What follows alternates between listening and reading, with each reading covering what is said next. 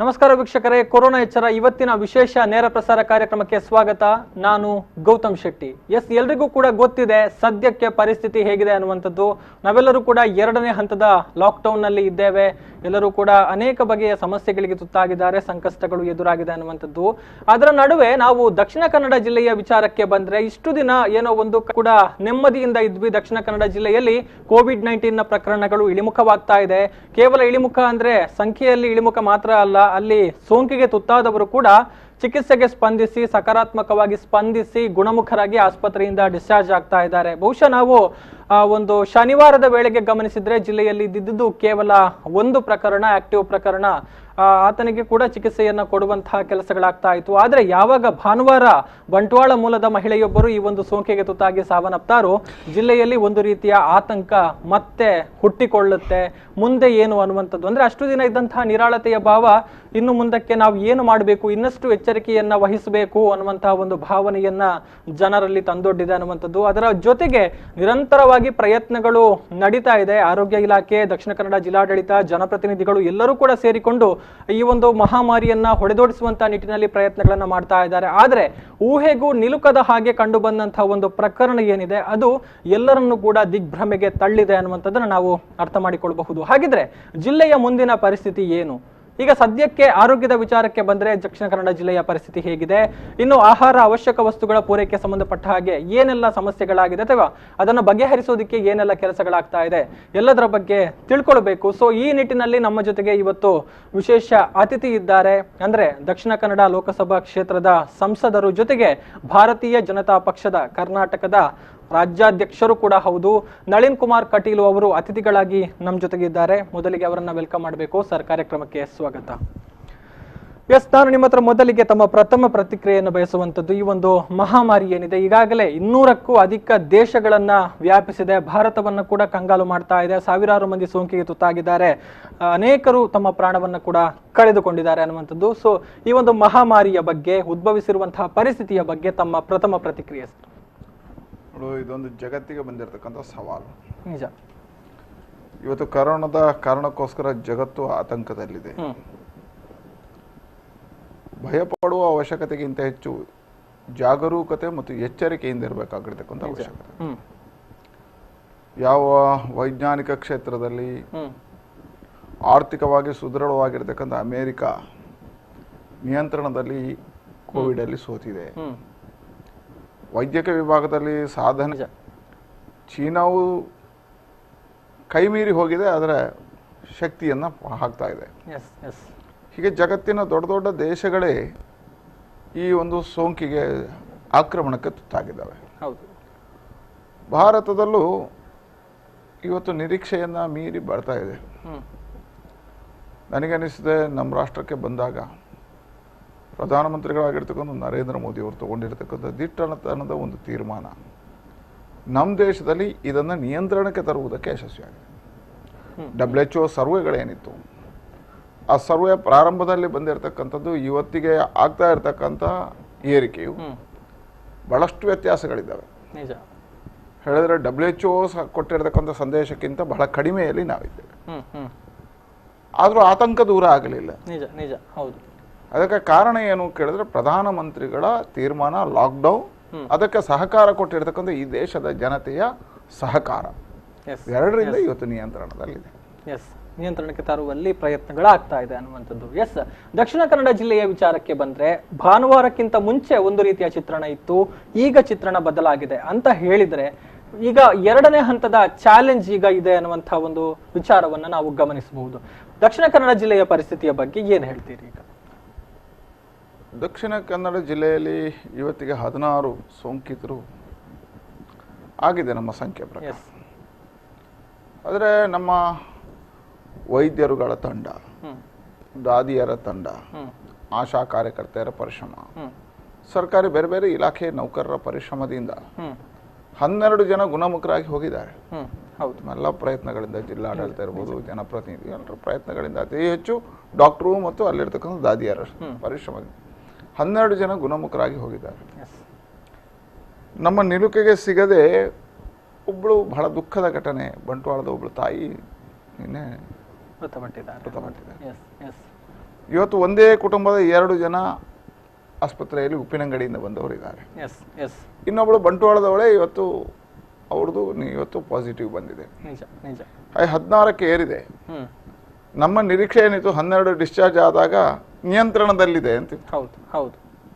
ಅದರಲ್ಲಿ ನಿನ್ನೆ ಬಂಟ್ವಾಳದ ಘಟನೆ ಮತ್ತು ಇವತ್ತು ಬಂಟ್ವಾಳದ ಪಕ್ಕದ ತಾಯಿಗೆ ಬಂದಿರತಕ್ಕಂಥ ಈ ಕಾರಣಕ್ಕೋಸ್ಕರ, ನೆರೆಮನೆಯವರಿಗೆ ಬಂದಿರೋ ಕಾರಣಕ್ಕೋಸ್ಕರ ಉಪ್ಪಿನಂಗಡಿಯಲ್ಲಿ 2 ಪ್ರಕರಣ ಒಂದೇ ಮನೆಯದ್ದು ದಾಖಲಾದ ಕಾರಣ ಇವತ್ತು ಸಾಮಾಜಿಕವಾಗಿರ್ತಕ್ಕಂಥ ಹಬ್ಬುವ ಕಾರ್ಯ ಆಗಿದೆ ಅನ್ನುವಂಥ ಸಂಶಯಗಳು ಕಾಡ್ತಾ ಇದ್ದಾವೆ. ಸಾಮುದಾಯಿಕ ಹಂತಕ್ಕೆ ನಿಯಂತ್ರಣಕ್ಕೆ ಕಷ್ಟ ಇಲ್ಲ ನಮ್ಮ ಜಿಲ್ಲೆಯಲ್ಲಿ. ಇದನ್ನು ಈಗ ನಾವು ಮಾಡಬೇಕಾದ ಯಾವುದು ಅಂತ ಹೇಳಿದ್ರೆ ವೈದ್ಯಕೀಯವಾಗಿ ಒಂದು ಹಂತ, ಆದರೆ ಅದಕ್ಕೆ ಔಷಧಿ ಇಲ್ಲ, ಬೇರೆ ಎಲ್ಲ ವ್ಯವಸ್ಥೆಗಳನ್ನು ಮಾಡ್ಬೋದು. ಈಗ ಬಂದವರನ್ನು ನಾವು ನೋಡ್ಬೋದು. ಜನ ಜವಾಬ್ದಾರಿಯಿಂದ ವರ್ತನೆ ಮಾಡಿದರೆ ಇದನ್ನ ನಮ್ಮಲ್ಲಿ ನಿಯಂತ್ರಣ ಮಾಡಬಹುದು. ಜವಾಬ್ದಾರಿ ಏನು ನೋಡಿ, ಈಗ ವಿದೇಶದಿಂದ ಬಂದವರು 16 ಜನ ಇದ್ದಾರೆ. ಜನವರಿಯಲ್ಲಿ ಬಂದರೆ, ಫೆಬ್ರವರಿ ಬೇರೆ ಬೇರೆ ಕಾರಣಕ್ಕೋಸ್ಕರ ಹೋಗಿದ್ದಾರೆ, ಬಂದ ಅವರೆಲ್ಲರೂ ಸ್ವಯಂ ಪ್ರೇರಿತರಾಗಿ ಬಂದು ತಪಾಸಣೆಗೊಳಪಡಬೇಕು. ಎರಡನೇದು ಯಾವುದೋ ಕಾರಣಕ್ಕೆ ನಾವು ಹೊರವರಿಗೆ ಹೋಗಿದ್ದೇವೆ, ಅವರೂ ಬಂದು ತಪಾಸಣೆ ಮಾಡಬೇಕು. 3ನೇ ಹಂತ ಇದೆ, ಅದು ಯಾವುದು ಅಂತ ಹೇಳಿದ್ರೆ ಈ 60 ವರ್ಷ 55 ವರ್ಷ ದಾಟಿದ ಮೇಲೆ ಮತ್ತು ಸ್ವಲ್ಪ ಬೇರೆ ಸೋಂಕುಗಳಿಗೆ ಅಸ್ತಮ ಇದೆ, ಅವರ ಲಂಗ್ಸ್ ವೀಕ್ ಇದೆ, ಬೇರೆ ಬೇರೆ TB ಇದೆ, ಹಿಂದಿನ ಪೇಷಂಟ್ಗಳು ಇದ್ರೆ ಒಂದ್ಸರಿ ತಪಾಸಣೆ ಮಾಡೋದು. ತಪಾಸಣೆಯಲ್ಲಿ ಏನು ಸಮಸ್ಯೆಗಳಿಲ್ಲ. ತಪಾಸಣೆ ಮಾಡಿದ್ರೆ ಏನು ಅಂತ ಕೇಳಿದ್ರೆ ಇದರಲ್ಲಿ ಅಪಾಯದಿಂದ ಪಾರಾಗಬಹುದು. ಈಗ ನಿನ್ನೆ ಬಂದಿರತಕ್ಕಂಥ ಸರಿಯೋ ತಪ್ಪೋ ನಮ್ಗೆ ಗೊತ್ತಿಲ್ಲ, ಅದನ್ನು ನಾವು ಹೆಚ್ಚು ಉಲ್ಲೇಖ ಮಾಡ್ಲಿಕ್ಕೆ ಹೋಗುದಿಲ್ಲ ಈ ಕಾಲಘಟ್ಟದಲ್ಲಿ.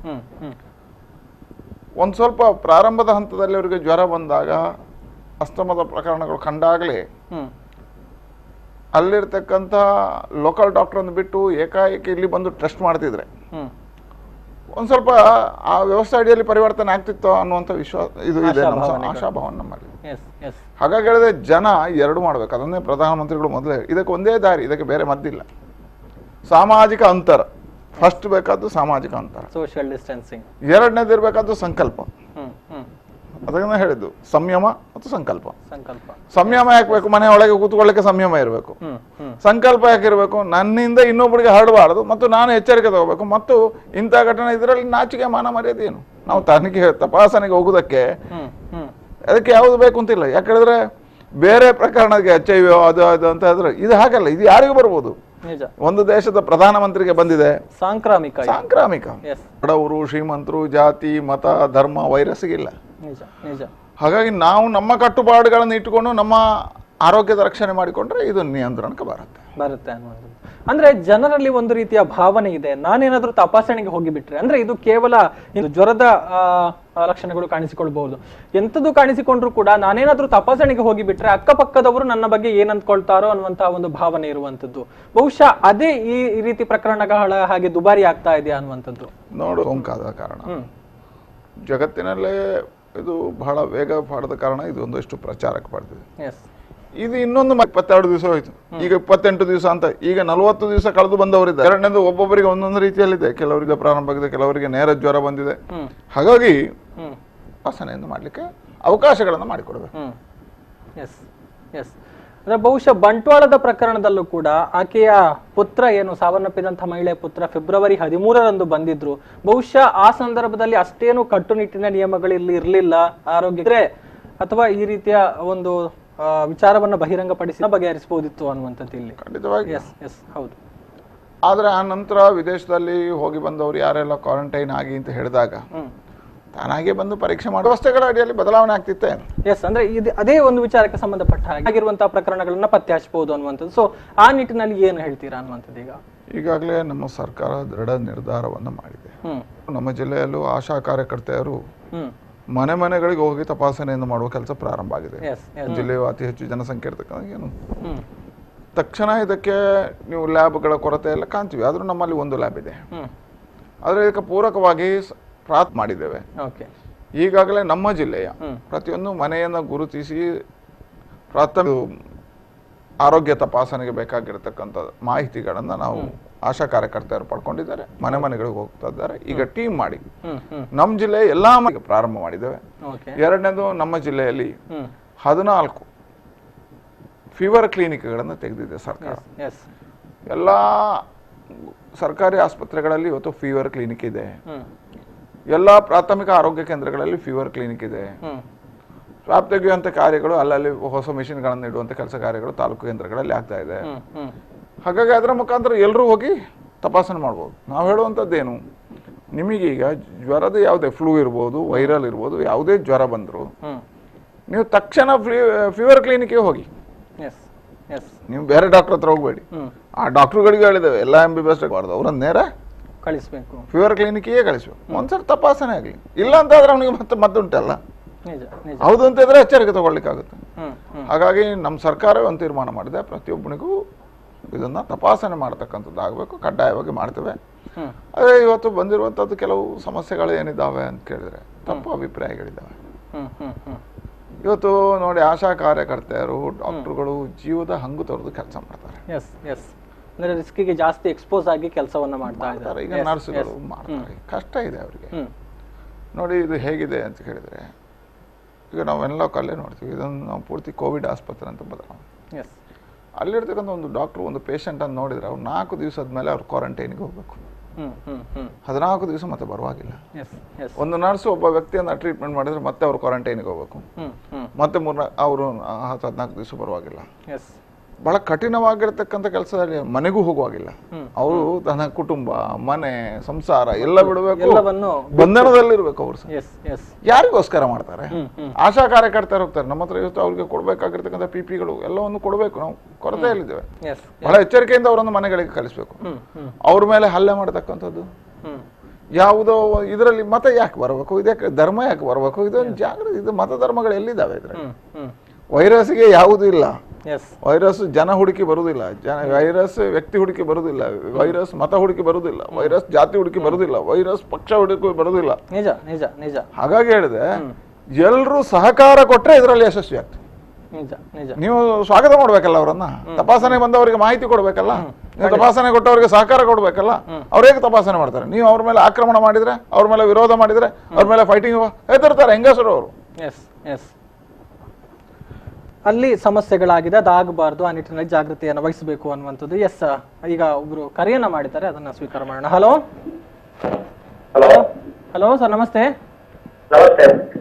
ತಮ್ಮ ಹೆಸರು ಸರ್, ಎಲ್ಲಿಂದ ಕಾಲ್ ಮಾಡ್ತಿದ್ದೀರಾ? ಸರ್, ನಾನು ಬೆಳ್ತಂಗಡಿ ತಾಲೂಕಿನಿಂದ ಲಾರೆನ್ಸ್ ಅಂತ ಮಾತಾಡೋದು. ಬೆಳ್ತಂಗಡಿ ತಾಲೂಕಿನಿಂದ ಲಾರೆನ್ಸ್ ಅವರು. ಮಾತಾಡಿ.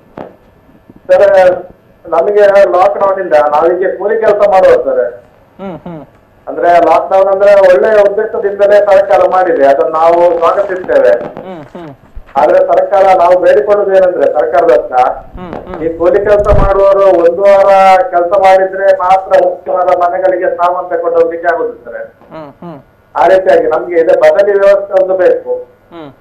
ಮತ್ತೆ ರೇಷನ್ ಕೊಟ್ಟಿದ್ದಾರೆ ಸರ್, ನಮಗೆ ಒಂದು ಅಕ್ಕಿ ಮಾತ್ರ ಕೊಟ್ಟಿದ್ದಾರೆ, ಬಾಕಿ ಕಡೆಯಲ್ಲಿ ಗೋಧಿ ಎಣ್ಣೆ ಇದೆ ಅಂತ ಹೇಳ್ತಿದ್ದಾರೆ. ನಮ್ಗೆ ಆ ರೀತಿ ಯಾವುದೇ ಒಂದು ಸವಲತ್ತು ಸಿಗ್ಲಿಲ್ಲ ಸರ್ ಇನ್ನು. ಅದಕ್ಕೆ ನಮ್ಗೆ ಒಂದು ರೇಷನ್ ಒಂದು ಬರಿಯ ವ್ಯವಸ್ಥೆ, ಬೇರೆ ಒಂದು ವ್ಯವಸ್ಥೆ ಮಾಡಿಕೊಡ್ಬೇಕು ಸರ್ ಗವರ್ಮೆಂಟ್. ಮತ್ತೆ ಸರ್, ಇದರ ಬಗ್ಗೆ ನಾವು ಲಾಕ್ಡೌನ್ಗೆ ನಾವು ತುಂಬಾ ಸ್ವಾಗತಿಸ್ತೇವೆ. ಯಾಕಂತಂದ್ರೆ ಇದಕ್ಕೆ ಕೊರೋನಾಕ್ಕೆ ಮದ್ದಿಲ್ಲ, ಇದಕ್ಕೆ ಲಾಕ್ಡೌನ್ ಮದ್ದಲ್ಲ. ಅದಕ್ಕೆ ವಿರೋಧಿಸುವವರಿಗೆ ಕಠಿಣವಾದ ಶಿಕ್ಷೆ ಆಗ್ಬೇಕು ಯಾರು ವಿರೋಧಿಸ್ತಾರೆ. ಮತ್ತೆ ಈ ವಿಧವೇತನ ಕೆಲವಿದ್ದಾರೆ ಸರ್, ಅವರಿಗೆ ಪೆನ್ಷನ್ ಕೂಡ ಬರ್ಲಿಲ್ಲ, ಅವ್ರದ್ದು ಪೆನ್ಷನ್ ಕೂಡ ಬ್ಲಾಕ್ ಆಗಿದೆ. ಅದನ್ನು ಕೂಡ ಒಂದು ಸರಿ ಮಾಡ್ಬೇಕಂತ ಕೇಳ್ಕೊಳ್ತೇವೆ ಸರ್ ನಾವು. ಆಯ್ತು. ಲಾರೆನ್ಸ್ ಅವರು 2-3 ಪ್ರಶ್ನೆಗಳನ್ನು ಮುಂದಿಟ್ಟಿದ್ದಾರೆ. ಒಂದನೇದು, ನಾವು ಕೂಲಿ ಕಾರ್ಮಿಕರಿದ್ದೇವೆ, ಮುಂದಿನ ದಿನಗಳಲ್ಲಿ ಕೂಲಿ ಸಿಗುತ್ತಾ? ಒಂದು ಬಹಳ ಚೆನ್ನಾಗಿ ಹೇಳಿದ್ರು. ಇವತ್ತು ಲಾಕ್ಡೌನ್ ಅವಶ್ಯಕತೆ ಇದೆ, ಅವರ ಜ್ಞಾನಕ್ಕೆ ನಾನು ಅಭಿನಂದನೆ ಸಲ್ಲಿಸ್ತೇನೆ. ಒಂದು ಜಾಗೃತಿ ಇದೆ ಅವ್ರ ಹತ್ರ. ಇಲ್ಲಾಂದ್ರೆ ಇವತ್ತು ಹಳ್ಳಿಯಲ್ಲಿ ಇರ್ತಕ್ಕಂಥ ಜನ ಜಾಗೃತಿ ಇಲ್ಲ ಅಂತ ತಿಳ್ಕೊಳ್ತಾರೆ. ನಗರಕ್ಕಿಂತ ಹೆಚ್ಚು ಜಾಗೃತಿ ಅವ್ರ ಹತ್ರ ಇದೆ ಅಂತ ಗ್ರಾಮೀಣ ಭಾಗ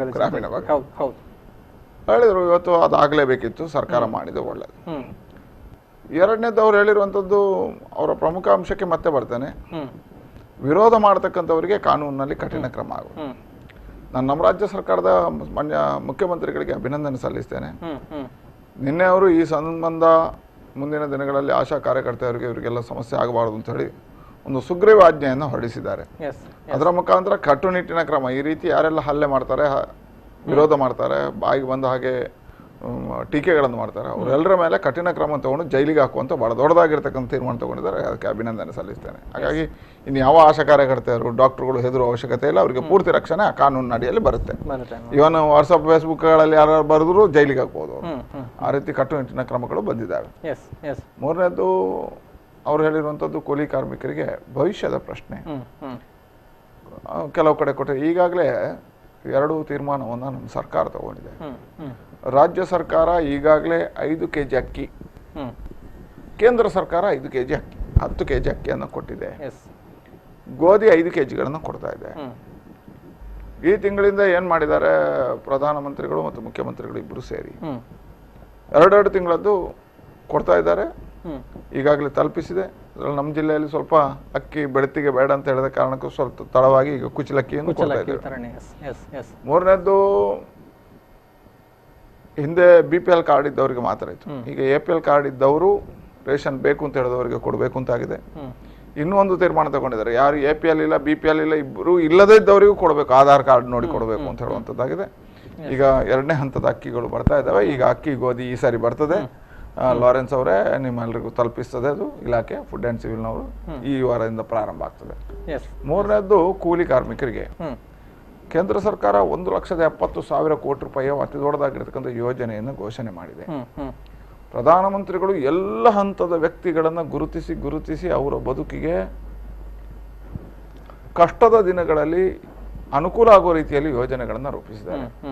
ಈಗ ಜನ್ಧನ್ ಅಕೌಂಟ್ ಇದ್ರೆ ಅವರೆಲ್ಲರ ಅಕೌಂಟ್ಗೆ 500 ರೂಪಾಯಿ ಮೊನ್ನೆ ಬಂದಿದೆ. 10 ಕೋಟಿ ರೂಪಾಯಿ ಮೊನ್ನೆ ಬಂದಾಗಿದೆ. ನಮ್ಮ ಜಿಲ್ಲೆಗೆ ಬೇಕಾಗಿರುವ 10 ಕೋಟಿ ರೂಪಾಯಿ ಆಗಿದೆ. ಈಗ ವಾಪಸ್ 1,100 ರೂಪಾಯಿ ಬರ್ತಾ ಇದೆ.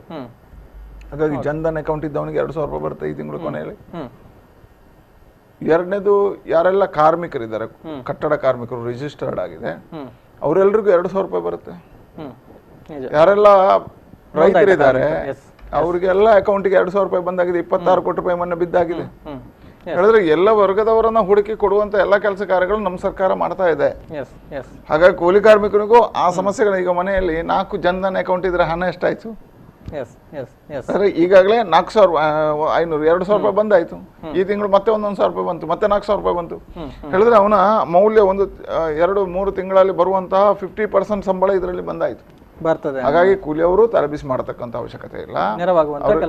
ನೆರವಾಗುವಂತ ಸರ್ಕಾರವನ್ನ ನಮ್ಮ ರಾಜ್ಯ ಮತ್ತು ಕೇಂದ್ರ ಸರ್ಕಾರ ಮಾಡ್ತಾ ಇದೆ. ಮತ್ತೊಂದು ಕರೆ ಇದೆ. ಹಲೋ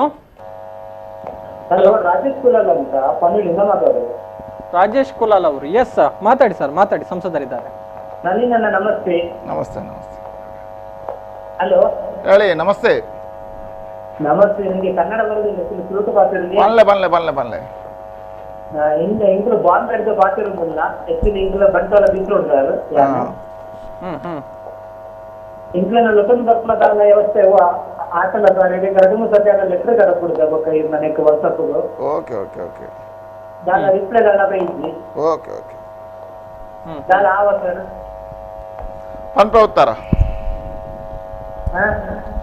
ಪಂಪ ಇರ ಪ್ರಶ್ನೆಗೆ ಏನ್ಲೆ ಪ್ರಶ್ನೆ ಬಂದ ಇಂಗ್ಲಿಷ್ ಮೈನಾ ನಿಂಗೆ ಊರುಳು ಕೊಡ್ತಾರೆ. ಇಂಗ್ಲಿಷ್ ಅವೇ ಇಂಗ್ಲಿಷ್ ಪ್ರಶ್ನೆ ಆಗಿರ್ತಾರೆ. Okay okay. Devan English Maharashtra ಸರ್ಕಾರ ಕೂಪನ್ ಅಂತಿನ ಒಂದು ಜಿದ್ದಿ ಇವಾಗ ದಕ್ಷಿಣ ಕನ್ನಡ ಇಂಗ್ಲಿಷ್ ನಿಖಲ್ ಇಂಗ್ಲಿಷ್ ಅಂತ ಕೇರಳ ಜಂಟ ಆದ್ಬೋತಾರೆ ಇಂಗ್ಲಿಷ್ ಮುಲ್ಪ.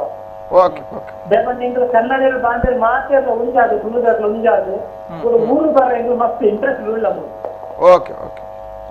ಐನಾತಿ ಮಂತ್ ಇಂಗ್ಲಿಷ್ ಮಸ್ತ್ ಉಪಕಾರ ಆಗ್ತದೆ ಸರ್. ಎಸ್, ಧನ್ಯವಾದಗಳು ಸರ್ ಕರೆಯನ್ನ ಮಾಡಿದಕ್ಕಾಗಿ. ಎಸ್, ಅಂದ್ರೆ ಈ ರೀತಿ ಅನೇಕ ಕರೆಗಳು ಬರ್ತಾ ಇರುತ್ತೆ ಅನ್ನೋದಂದ್ರೆ ಅನೇಕ ಹೊರ ರಾಜ್ಯಗಳಲ್ಲಿ ಸಿಲುಕಿದವರು ನಮ್ಮನ್ನ ಕರೆದುಕೊಂಡು ಬನ್ನಿ ಅನ್ನುವಂತಹ ಒಂದು ಮನವಿಗಳನ್ನ ಮಾಡ್ತಾ ಇರುವಂತದ್ದು. ಅಂದ್ರೆ ಸದ್ಯಕ್ಕಿರುವಂತಹ ನಿಯಮಗಳ ಪ್ರಕಾರ ಅಥವಾ ಕಟ್ಟುನಿಟ್ಟಿನ ಲಾಕ್ಡೌನ್ ಜಾರಿಯಲ್ಲಿರುವಂತಹ ಕಾರಣ, ಗಡಿಗಳು ಮುಚ್ಚಿರುವಂತಹ ಕಾರಣ ವ್ಯವಸ್ಥೆ ಅಡಿಯಲ್ಲಿ ಇದು ಬಹಳ ಸಮಸ್ಯೆ. Yes yes. ಯಾಕಂದ್ರೆ ಇವತ್ತು ನೋಡಿ, ಹೊರನಾಡ ಕನ್ನಡಿಗರು ಅಂತೇಳಿ, ಒಂದು ಅನಿವಾಸಿ ಭಾರತೀಯರು ಅಂತೇಳಿ ಸುಮಾರು ನಮ್ಮ ಜಿಲ್ಲೆಯ ಜನ ಅಬುದಾಬಿ, ದುಬೈಗಳಲ್ಲಿ ಅಥವಾ ಅರಬ್ ದೇಶಗಳಲ್ಲಿ 4-5 ಲಕ್ಷ ಜನ ಇದ್ದಾರೆ. ಇವತ್ತು ಮುಂಬೈಯಲ್ಲಿ ದಕ್ಷಿಣ ಕನ್ನಡ ಜಿಲ್ಲೆಯವರು ಎಷ್ಟಿದ್ದಾರೆ ಅಂತ ಹುಡುಕಿದ್ರೆ 5-6 ಲಕ್ಷ ಜನ ಇದ್ದಾರೆ. ಈಗ ಒಂದು ಪ್ರಮುಖವಾಗಿರತಕ್ಕಂಥ ಅಂಶ ಏನಿದೆ, ಒಂದು ಇಡೀ ದೇಶದ ಸಮಸ್ಯೆ ಇದು. ಒಂದು ರಾಜ್ಯದಿಂದ ಒಂದು ರಾಜ್ಯಕ್ಕೆ ವಲಸೆ ಹೋಗುವಂಥ ಕಾರ್ಮಿಕರು ಹೋಗುವಂಥದ್ದು, ಉದ್ಯೋಗ ಹುಡುಕುವಂಥದ್ದು ಸಹಜ ಇದೆ.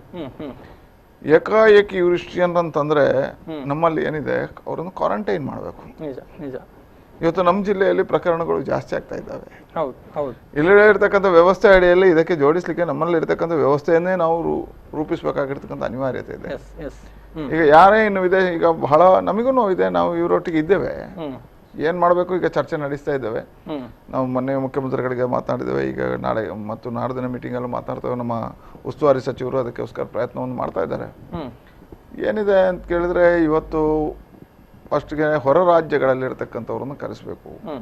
ಯಾವ ಅಂಕೆ ಸಂಖ್ಯೆಯಲ್ಲಿ ತರಿಸೋದು, ಯಾವ ಆಧಾರದಲ್ಲಿ ತರಿಸೋದು, ಅವರನ್ನ ಎಲ್ಲಿ ಕ್ವಾರಂಟೈನ್ ಮಾಡೋದು, ಇದೆಲ್ಲವೂ ಚರ್ಚೆಗಳು ನಡೀತಾ ಇದ್ದಾವೆ.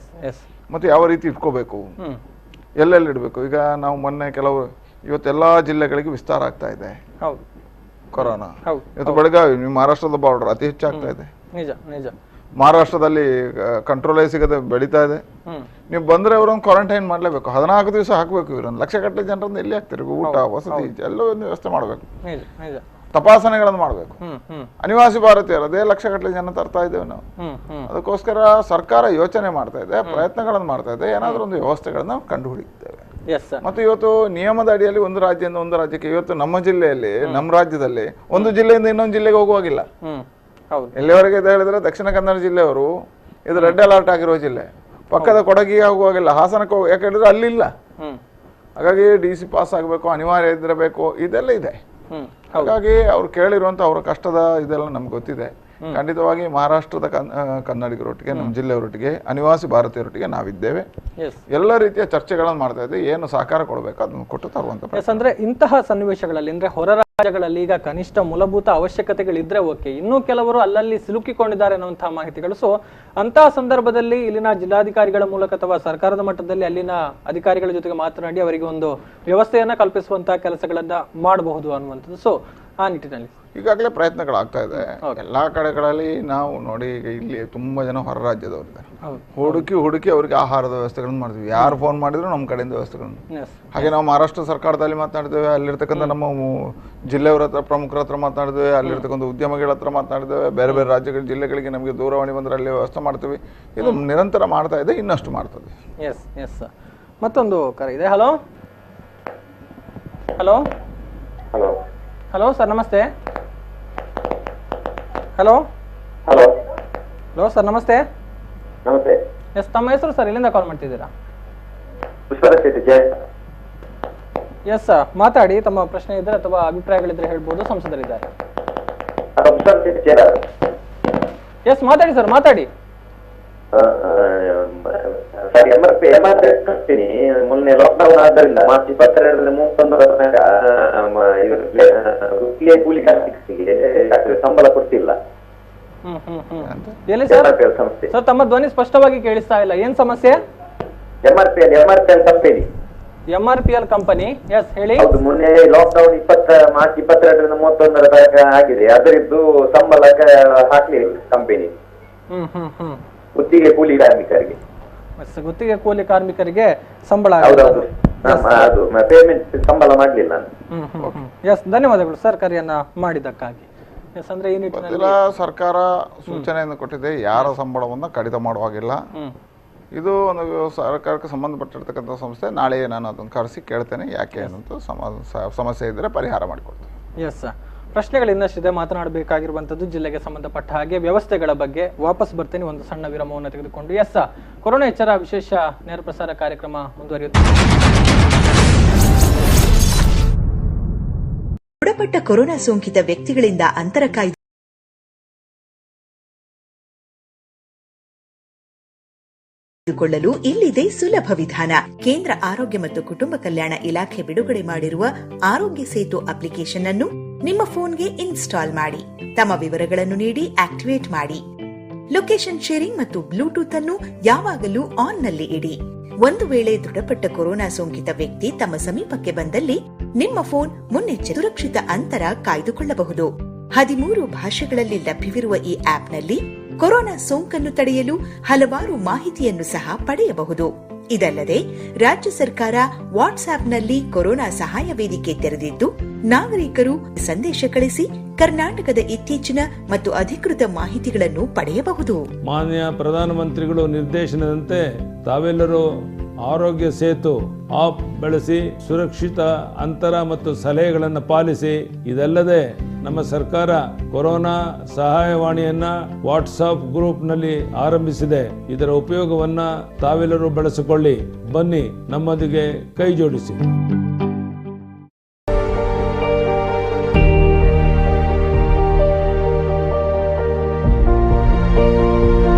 ಎಲ್ಲರಿಗೂ ನಮಸ್ಕಾರ. ಜಿಲ್ಲಾಡಳಿತ ಮತ್ತು ಆರೋಗ್ಯ ಇಲಾಖೆ ವತಿಯಿಂದ ನಾವು ಫೆಬ್ರವರಿ ತಿಂಗಳಿಂದನೇ ಈ ಕೋವಿಡ್ ಸಂಬಂಧಪಟ್ಟಾಗೆ ಎಲ್ಲ ರೀತಿ ಕ್ರಮಗಳನ್ನು ಕೈಗೊಳ್ತಾ ಇದ್ದೀವಿ. ಯಾರ್ಯಾರು ಫಾರಿನ್ ಟ್ರಾವೆಲ್ ಹಿಸ್ಟ್ರಿ ಇದ್ರೋ ಅವರು ಪ್ರತಿಯೊಬ್ಬರು ಮನೆಗೆ ಹೋಗಿ ಅವರ ಆರೋಗ್ಯವನ್ನು ವಿಚಾರಿಸಿ ಪ್ರತಿಯೊಬ್ಬರಿಗೆ ಫೋನ್ ಮಾಡಿ ಅವ್ರ ಕ್ವಾರಂಟೈನ್ನ ಕಂಪ್ಲೀಟಾಗಿ ಟ್ರ್ಯಾಕ್ ಮಾಡುವಂಥ ಎಲ್ಲ ಕ್ರಮಗಳನ್ನು ನಾವು ಕೈಗೊಂಡಿದ್ದೀವಿ. ಅನೇಕ ಬಾರಿ ಕೂಡ ಮನವಿ ಮಾಡಿದ್ದೀವಿ ಸಾರ್ವಜನಿಕರಲ್ಲಿ, ಏನು ಅಂದರೆ ನಿಮ್ದೇನಾದರೂ ಫಾರಿನ್ ಟ್ರಾವೆಲ್ ಹಿಸ್ಟ್ರಿ ಇದ್ದು ಅದು ಕೈ ತಪ್ಪು ಹೋಗಿದ್ರೆ ನಮಗೆ ಇನ್ಫಾರ್ಮ್ ಮಾಡಿ ಅಂತ. ಎರಡನೇದಾಗಿ ನಿಮ್ಗೆ ಯಾವ್ದಾದ್ರು ಕೋವಿಡ್ ರಿಲೇಟೆಡ್ ಸಿಂಪ್ಟಮ್ಸ್ ಅಂದರೆ ಜ್ವರ ಇರ್ಬೋದು, ಕೆಮ್ಮಿರ್ಬೋದು, ಗಂಟಲು ನೋವು ಇರ್ಬೋದು, ಅಥವಾ ಬ್ರೆತ್ಲೆಸ್ನೆಸ್ ಇರ್ಬೋದು, ಈ ರೀತಿ ಯಾವ್ದಾದ್ರು ತೊಂದರೆ ಬಂತು ಅಂದರೆ ಇಮಿಡಿಯೇಟಾಗಿ ಮೆಡಿಕಲ್ ಇಂಟರ್ವೆನ್ಷನ್ ಸೀಕ್ ಮಾಡಿ ಅಂತ ಹೇಳಿದ್ದೀವಿ ನಾವು. ಆದರೆ ನಾವು ಇವಾಗ ಏನು ನೋಡ್ತಾ ಇದ್ದೀವಿ ಅಂದರೆ ಹಲವಾರು ಜನ ಸೆಲ್ಫ್ ಮೆಡಿಕೇಶನ್ ಮಾಡ್ಕೊಳ್ಳೋದು, ಏನಾದರೂ ಜ್ವರ ಅಂತ ಬಂದರೆ ಇಮಿಡಿಯೇಟಾಗಿ ತಿಳಿಸ್ದೇ ಇರೋದು ಅಥವಾ ಲೋಕಲಿ ಎಲ್ಲಾದರೂ ಟ್ರೀಟ್ಮೆಂಟ್ ತೊಗೊಳ್ಳೋದು, ಈ ರೀತಿ ಮಾಡ್ತಾ ಇದ್ದೀರಾ. ದಯವಿಟ್ಟು ಯಾವುದೇ ಕೋವಿಡ್ ರಿಲೇಟೆಡ್ ಸಿಂಪ್ಟಮ್ಸ್ ಬಂದರೂ ಕೂಡ ಫೀವರ್ ಕ್ಲಿನಿಕ್ಗಳಿಗೆ ಮಾತ್ರ ನೀವು ತೋರಿಸ್ಬೇಕಾಗತ್ತೆ. ಈಗಾಗಲೇ ಹೇಳಿರೋ ಹಾಗೆ ಫೀವರ್ ಕ್ಲಿನಿಕ್ಸು ನಮ್ದೆಲ್ಲ ಮೆಡಿಕಲ್ ಕಾಲೇಜಸಲ್ಲಿದೆ, ಎಲ್ಲ ತಾಲೂಕ್ ಆಸ್ಪತ್ರೆಗಳಲ್ಲಿದೆ, ಮತ್ತು ನಮ್ಮ ವೆನ್ಲಾಕಲ್ಲೂ ಕೂಡ ಇದೆ. ಮತ್ತೊಮ್ಮೆ ನಾನು ಮನವಿ ಮಾಡ್ತೀನಿ, ಯಾವುದೇ ರೀತಿ ಸಿಂಪ್ಟಮ್ಸ್ ಬಂದರೂ ನೀವು ಫೀವರ್ ಕ್ಲಿನಿಕ್ಗೆ ತೋರಿಸ್ಬೇಕಾಗತ್ತೆ. ಯಾವುದೇ ರೀತಿ ಸಿಂಪ್ಟಮ್ಸ್ ಬಂದರೂ ದಯವಿಟ್ಟು ಕಾಯಬೇಡಿ, ಅದನ್ನು ಇಮಿಡಿಯೇಟಾಗಿ ವೈದ್ಯಾಧಿಕಾರಿಗಳ ಗಮನಕ್ಕೆ ತನ್ನಿ. ಎಷ್ಟು ಬೇಗ ನೀವು ಜಿಲ್ಲಾಡಳಿತಕ್ಕೆ ಈ ಇನ್ಫಾರ್ಮೇಷನ್ ಕೊಡ್ತೀರೋ ಅಷ್ಟು ಬೇಗ ಅದನ್ನು ಟ್ರೀಟ್ಮೆಂಟ್ ಮಾಡಿ ಕ್ಯೂರ್ ಮಾಡ್ಬೋದಾಗುತ್ತೆ. ಈಗಾಗಲೇ ನಿಮ್ಗೆ ತಿಳಿದಿರೋ ಹಾಗೆ ಅನೇಕ ರೀತಿಯ ಕ್ರಮ ಕೈಗೊಂಡಿದ್ರಿಂದಾನೇ 12 ಜನ ಯಾರು ಬಂದಿದ್ರು ಅವರೆಲ್ಲ ಟ್ರೀಟ್ಮೆಂಟ್ ತಗೊಂಡು ಗುಣಮುಖರಾಗಿ ಹೋಗಿದ್ದಾರೆ. ಇಲ್ಲಿ ತನಕ ಸಾರ್ವಜನಿಕರಿಂದ ತುಂಬ ಸಹಕಾರ ನೀಡಿದೆ. ಆದರೆ ಈಗ ಇನ್ನೂ ಜಾಗರೂಕರಾಗಿರುವಂತಹ ಒಂದು ಸಮಯ ಬಂದಿದೆ. ಕೋವಿಡ್-19 ಹರಡದೇ ಇರೋ ಹಾಗೆ ನೋಡ್ಕೊಳ್ಳೋದು ನಮ್ಮೆಲ್ಲರ ಸಾಮಾಜಿಕ ಕರ್ತವ್ಯವಾಗಿದೆ. ಆದ್ದರಿಂದ ಎಲ್ಲರೂ ಈ ಕರ್ತವ್ಯವನ್ನು ಪಾಲಿಸಬೇಕು ಅಂತ ನಾನು ಮತ್ತೊಮ್ಮೆ ಕೋರ್ಕೊಳ್ತೀನಿ.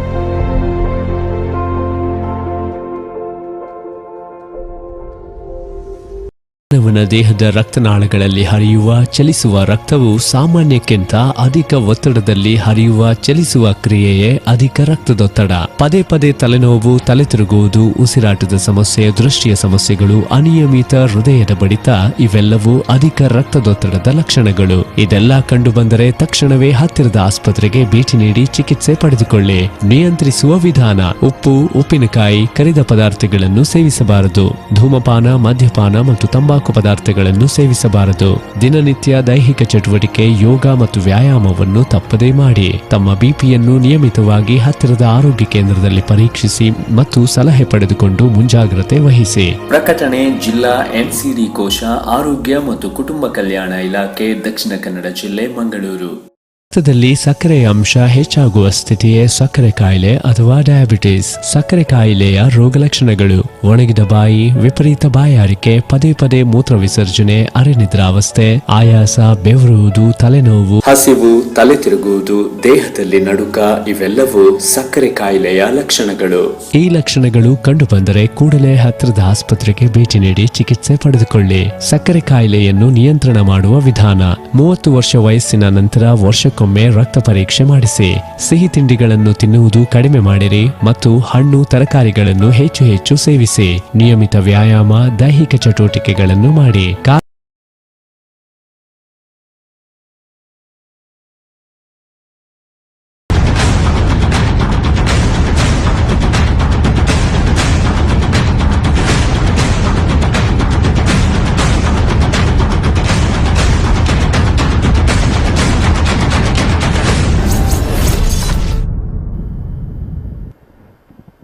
ಮತ್ತೊಮ್ಮೆ ಸ್ವಾಗತ. ಕೊರೋನಾ ಎಚ್ಚರ ವಿಶೇಷ ನೇರ ಪ್ರಸಾರ ಕಾರ್ಯಕ್ರಮಕ್ಕೆ ನಮ್ಮ ಜೊತೆಗೆ ಸಂಸದ ನಳಿನ್ ಕುಮಾರ್ ಕಟೀಲ್ ಅವರು ಇದ್ದಾರೆ. ಅನೇಕ ವಿಚಾರಗಳ ಬಗ್ಗೆ ಮಾತನಾಡ್ತಾ ಇದ್ವಿ. ಮುಂದಿನ ದಿನಗಳಲ್ಲಿ ಜಿಲ್ಲೆಗೆ ಏನಾಗಬೇಕಾಗಿದೆ ಅನ್ನುವಂತಹ ವಿಚಾರ, ಈ ಒಂದು ಮಹಾಮಾರಿಯನ್ನ ಹೊಡೆದೋಡಿಸುವಂತ ನಿಟ್ಟಿನಲ್ಲಿ ಸರ್ ಮತ್ತೊಮ್ಮೆ ಕಾರ್ಯಕ್ರಮಕ್ಕೆ ಸ್ವಾಗತ.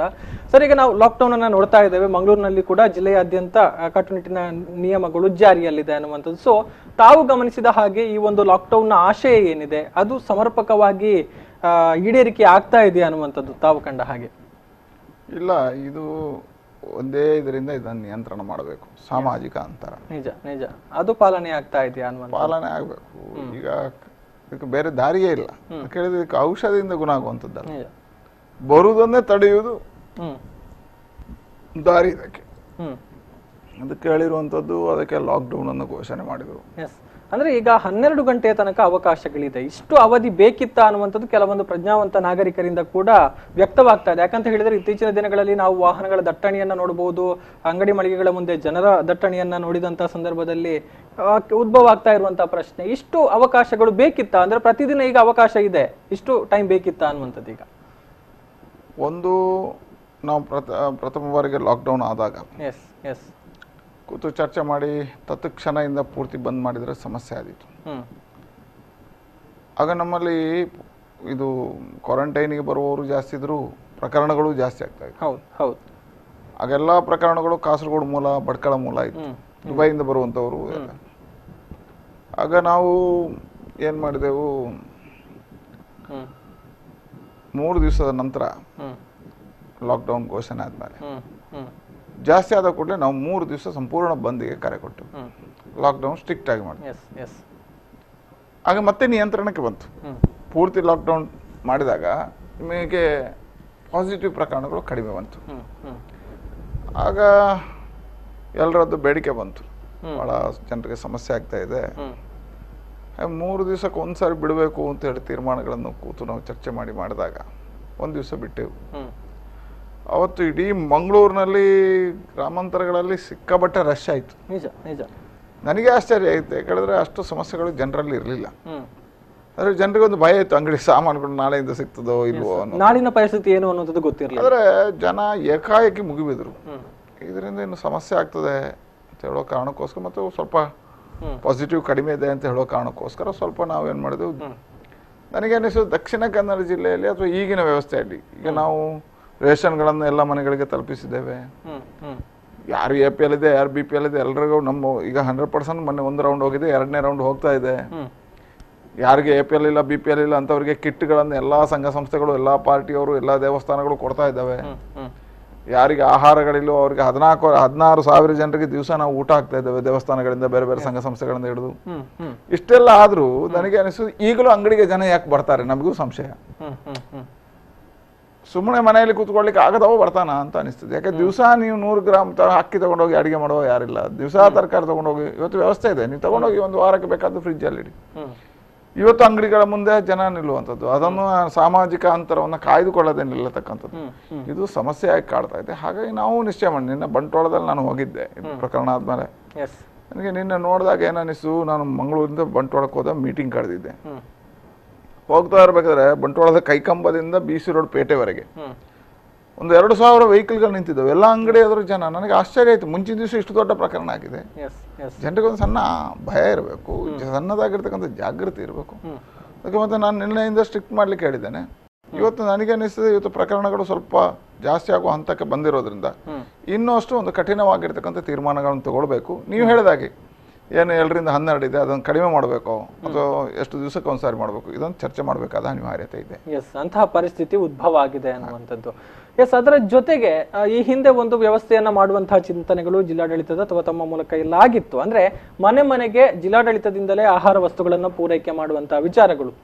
ಬಹುಶಃ ಆ ಒಂದು ವ್ಯವಸ್ಥೆಗಳಾದ್ರೆ ಇಂತಹ ಜನದಟ್ಟಣೆ ಆಗುವಂಥದ್ದು, ಸಾಮಾಜಿಕ ಅಂತರದ ವಿಚಾರ ಉಲ್ಲಂಘನೆ ಆಗುವಂಥದ್ದಕ್ಕೆ ಬ್ರೇಕ್ ಹಾಕ್ಬೋದು ಅನ್ನುವಂಥದ್ದು ನಿರೀಕ್ಷೆಗಳಿತ್ತು. ಬಹುಶಃ ಆ ಒಂದು ವಿಚಾರ ಅಲ್ಲಿಗೆ ನಿಂತು ಹೋಯಿತು. ಇದಕ್ಕೆ ಏನು ಕಾರಣ ಅನ್ನುವಂಥದ್ದು? ಈಗ ಇಲ್ಲ, ನಾವು ಈ 3 ದಿವಸ ಪೂರ್ತಿ ಬಂದ್ ಮಾಡಿದೇವಲ್ಲ, ಆಗ ನಾವು ಜಿಲ್ಲಾಡಳಿತ ಎಲ್ಲರೂ ಸೇರ್ಕೊಂಡು ಎಲ್ಲ ಅಂಗಡಿಗಳನ್ನ ಕಡಿದು, ಮಾಲೀಕರನ್ನು ಕಡಿದು, ಮಾರುಕಟ್ಟೆ ಬೇರೆ ಬೇರೆ ದಿನಸಿ ಸಾಮಗ್ರಿಯವರನ್ನು ಕಡಿದು ಒಂದು ವೆಬ್ಸೈಟ್ ಮುಖಾಂತರ ಅವ್ರದ್ದು ವ್ಯವಸ್ಥೆಗಳನ್ನು ಮಾಡ್ಕೊಂಡು, ಯಾರು ಕರೆ ಮಾಡ್ತಾರೋ ಅವ್ರ ಮನೆಗಳಿಗೆ ಸುಗ್ಗಿ ಗಿಗ್ಗಿ ಹೇಗೆ ತಲುಪಿಸ್ತಾರೋ ಹಾಗೆ ತಲುಪಿಸ್ಬೇಕು ಅಂತ ಸರ್ಕಾರದ ಕಡೆಯಿಂದಲ್ಲ, ಆ ಅಂಗಡಿ ಮಾಲೀಕರಿಂದ ಎಲ್ಲ ತಲುಪಿಸ್ಬೇಕು ಅಂತ ಎಲ್ಲ ವ್ಯವಸ್ಥೆ ಮಾಡಿತ್ತು. ಆಗ ಅವರಿಗೆಲ್ಲ ಪಾಸ್ ಕೊಡ್ಲಾಯ್ತು. ನಿಮ್ಗೆ ಆಶ್ಚರ್ಯ ಆಗ್ಬೋದು, ಆಗ ಬಂದ ಆಗ ಬೇಡಿಕೆ ಅಂಗಡಿಯವರಿಗೆ ಏನಾಗುತ್ತೆ ಸಮಸ್ಯೆ, ಒಂದು ಅಂಗಡಿ ಓಪನ್ ಮಾಡಿದ್ರೆ ಅಂಗಡಿ ಮಾಲೀಕ, ಅಂಗಡಿಯಾಗಿ ಬರುವ ಕೆಲಸದವ 2, ಅವನಿಗೆ ಸಪ್ಲೈ ಮಾಡ್ತಕ್ಕಂಥವ್ರು 3-4 ಜನ, ಅಲ್ಲಿಂದ ಅವ ಮನೆಗಳಿಗೆ ತಲುಪಿಸ್ಲಿಕ್ಕೆ 4-5 ಜನ. ಹೀಗೆ ಪಾಸ್ ಡಿಮಾಂಡ್ ಜಾಸ್ತಿ ಆಯ್ತು. ನಾವು ನೋಡಿದಾಗ 8ರಿಂದ 9,000 ಪಾಸ್ ಅವರಿಗೆ ಕೊಟ್ಟಿದ್ವಿ. ಆದರೂ ಕೊಟ್ಟೆವು ನಾವು. ಅದನ್ನು ಕಂಟ್ರೋಲ್ ಮಾಡಬೇಕು ಟೈಮಿಂಗ್. ಆದರೆ ಒಂದು ದಿವಸ ಈ 3 ದಿವಸ ನಂತರ ನಾವು ಓಪನ್ ಮಾಡಿದ ಕೂಡಲೇ ಸಿಕ್ಕಾಬಟ್ಟೆ ನಮಗೆ ರಶ್ ಆಗಿ ಇದಾದ ಕಾರಣ ಮರು ದಿವಸ ಓಪನ್ ಮಾಡೋ ಕಾರಣ ಇದರ ಅವಶ್ಯಕತೆಗಳು ಕೊಡೋದು. ನಾವು ಎಲ್ಲ ಸಂಖ್ಯೆ ನಂಬರ್ಗಳನ್ನು ಕೊಟ್ಟಿದ್ದೇವೆ, ಎಲ್ಲ ಅಂಗಡಿಗಳ ನಂಬರ್ಗಳನ್ನು ಕೊಟ್ಟಿದ್ದೀವಿ. ಜನ ಈಗ ಫೋನ್ ಮಾಡಿದರೆ ಅವರವ್ರ ಅಂಗಡಿ. ಮತ್ತೆ ನಾನು ಕೇಳೋದು, ಈಗ ಹೆಚ್ಚಿನ 80% ದಕ್ಷಿಣ ಕನ್ನಡ ಜಿಲ್ಲೆಯಲ್ಲಿ ಒಂದು ಸಿಸ್ಟಮ್ ಇದೆ. ಏನಿದೆ, ಈಗ ನಾನು ಒಂದು ಅಂಗಡಿ, ನಂದು ಪರ್ಮನೆಂಟ್ ಅಂಗಡಿ, ನೀವು ದಿವಸಕ್ಕೊಂದು ಅಂಗಡಿಗೆ ಹೋಗುದಿಲ್ಲ. ಅದು ಸಂಬಳ ತಗೊಳ್ಳೋ ಯಾರು ದಿವಸಕ್ಕೊಂದು ಅಂಗಡಿಗೆ ಹೋಗುದು, ಅವನಿಗೆ ತಿಂಗಳ ಲೆಕ್ಕದಲ್ಲಿ ಇರ್ತದೆ. ಹಾಗಾಗಿ ನಿಮ್ಮ ಅಂಗಡಿಯೋ ಯಾರು ಅಂತ ನಿಮ್ಗೆ ಗೊತ್ತಿದೆ, ಫೋನ್ ಮಾಡಿದ್ರೆ ಅವ ತಲುಪಿಸ್ತಾನೆ. ಅವನಿಗೆ ವ್ಯವಸ್ಥೆಗಳು ಮಾಡಿದೆ, ಅವನಿಗೆ ಪಾಸ್ ಕೊಟ್ಟಿದೆ. ಹಾಗಾಗಿ ಆ ವ್ಯವಸ್ಥೆ ಇದೆ, ಇನ್ನಷ್ಟು ಚೆನ್ನಾಗಿ ಮಾಡ್ಬೋದು. ಜನರ ಸಹಕಾರ ಬೇಕು. ನಾ ಹೇಳಿದಲ್ಲ, ಇದು ಓಪನ್ ಮಾಡಲೇಬೇಕಾಯ್ತು. ಈಗ ನಾವು ಓಪನ್ ಮಾಡಿದ್ವಿ, ಮತ್ತೆ ಅದರ ಅವಶ್ಯಕತೆ ಏನು? ಆದ್ರ ಅಂಗಡಿಗಳಿಗೆ ಪಾಸ್ ಕೊಟ್ಟಿದ್ದೇವೆ, ನಂಬರ್ಗಳನ್ನು ಬಿಡುಗಡೆ ಮಾಡಿದ್ದೇವೆ, ಅವ್ರು ಮಾಡ್ಬೋದು. ಅದರ ಜೊತೆಗೆ ಈಗ ಪೊಲೀಸ್ ಇಲಾಖೆ ಕೂಡ ಕಟ್ಟುನಿಟ್ಟಿನ ಕ್ರಮವನ್ನ ತೆಗೆದುಕೊಂಡಿದೆ. ರಸ್ತೆಗಿಳಿಯುವಂತಹ ಖಾಸಗಿ ವಾಹನಗಳನ್ನ ಅನಗತ್ಯವಾಗಿ ಸೀಸ್ ಮಾಡುವಂತಹ ಒಂದು ಕೆಲಸಗಳು, ಅನಗತ್ಯವಾಗಿ ರಸ್ತೆಗಿಳಿದಂತಹ ವಾಹನಗಳನ್ನ ಮಾಡ್ತಾ ಇದ್ದಾರೆ.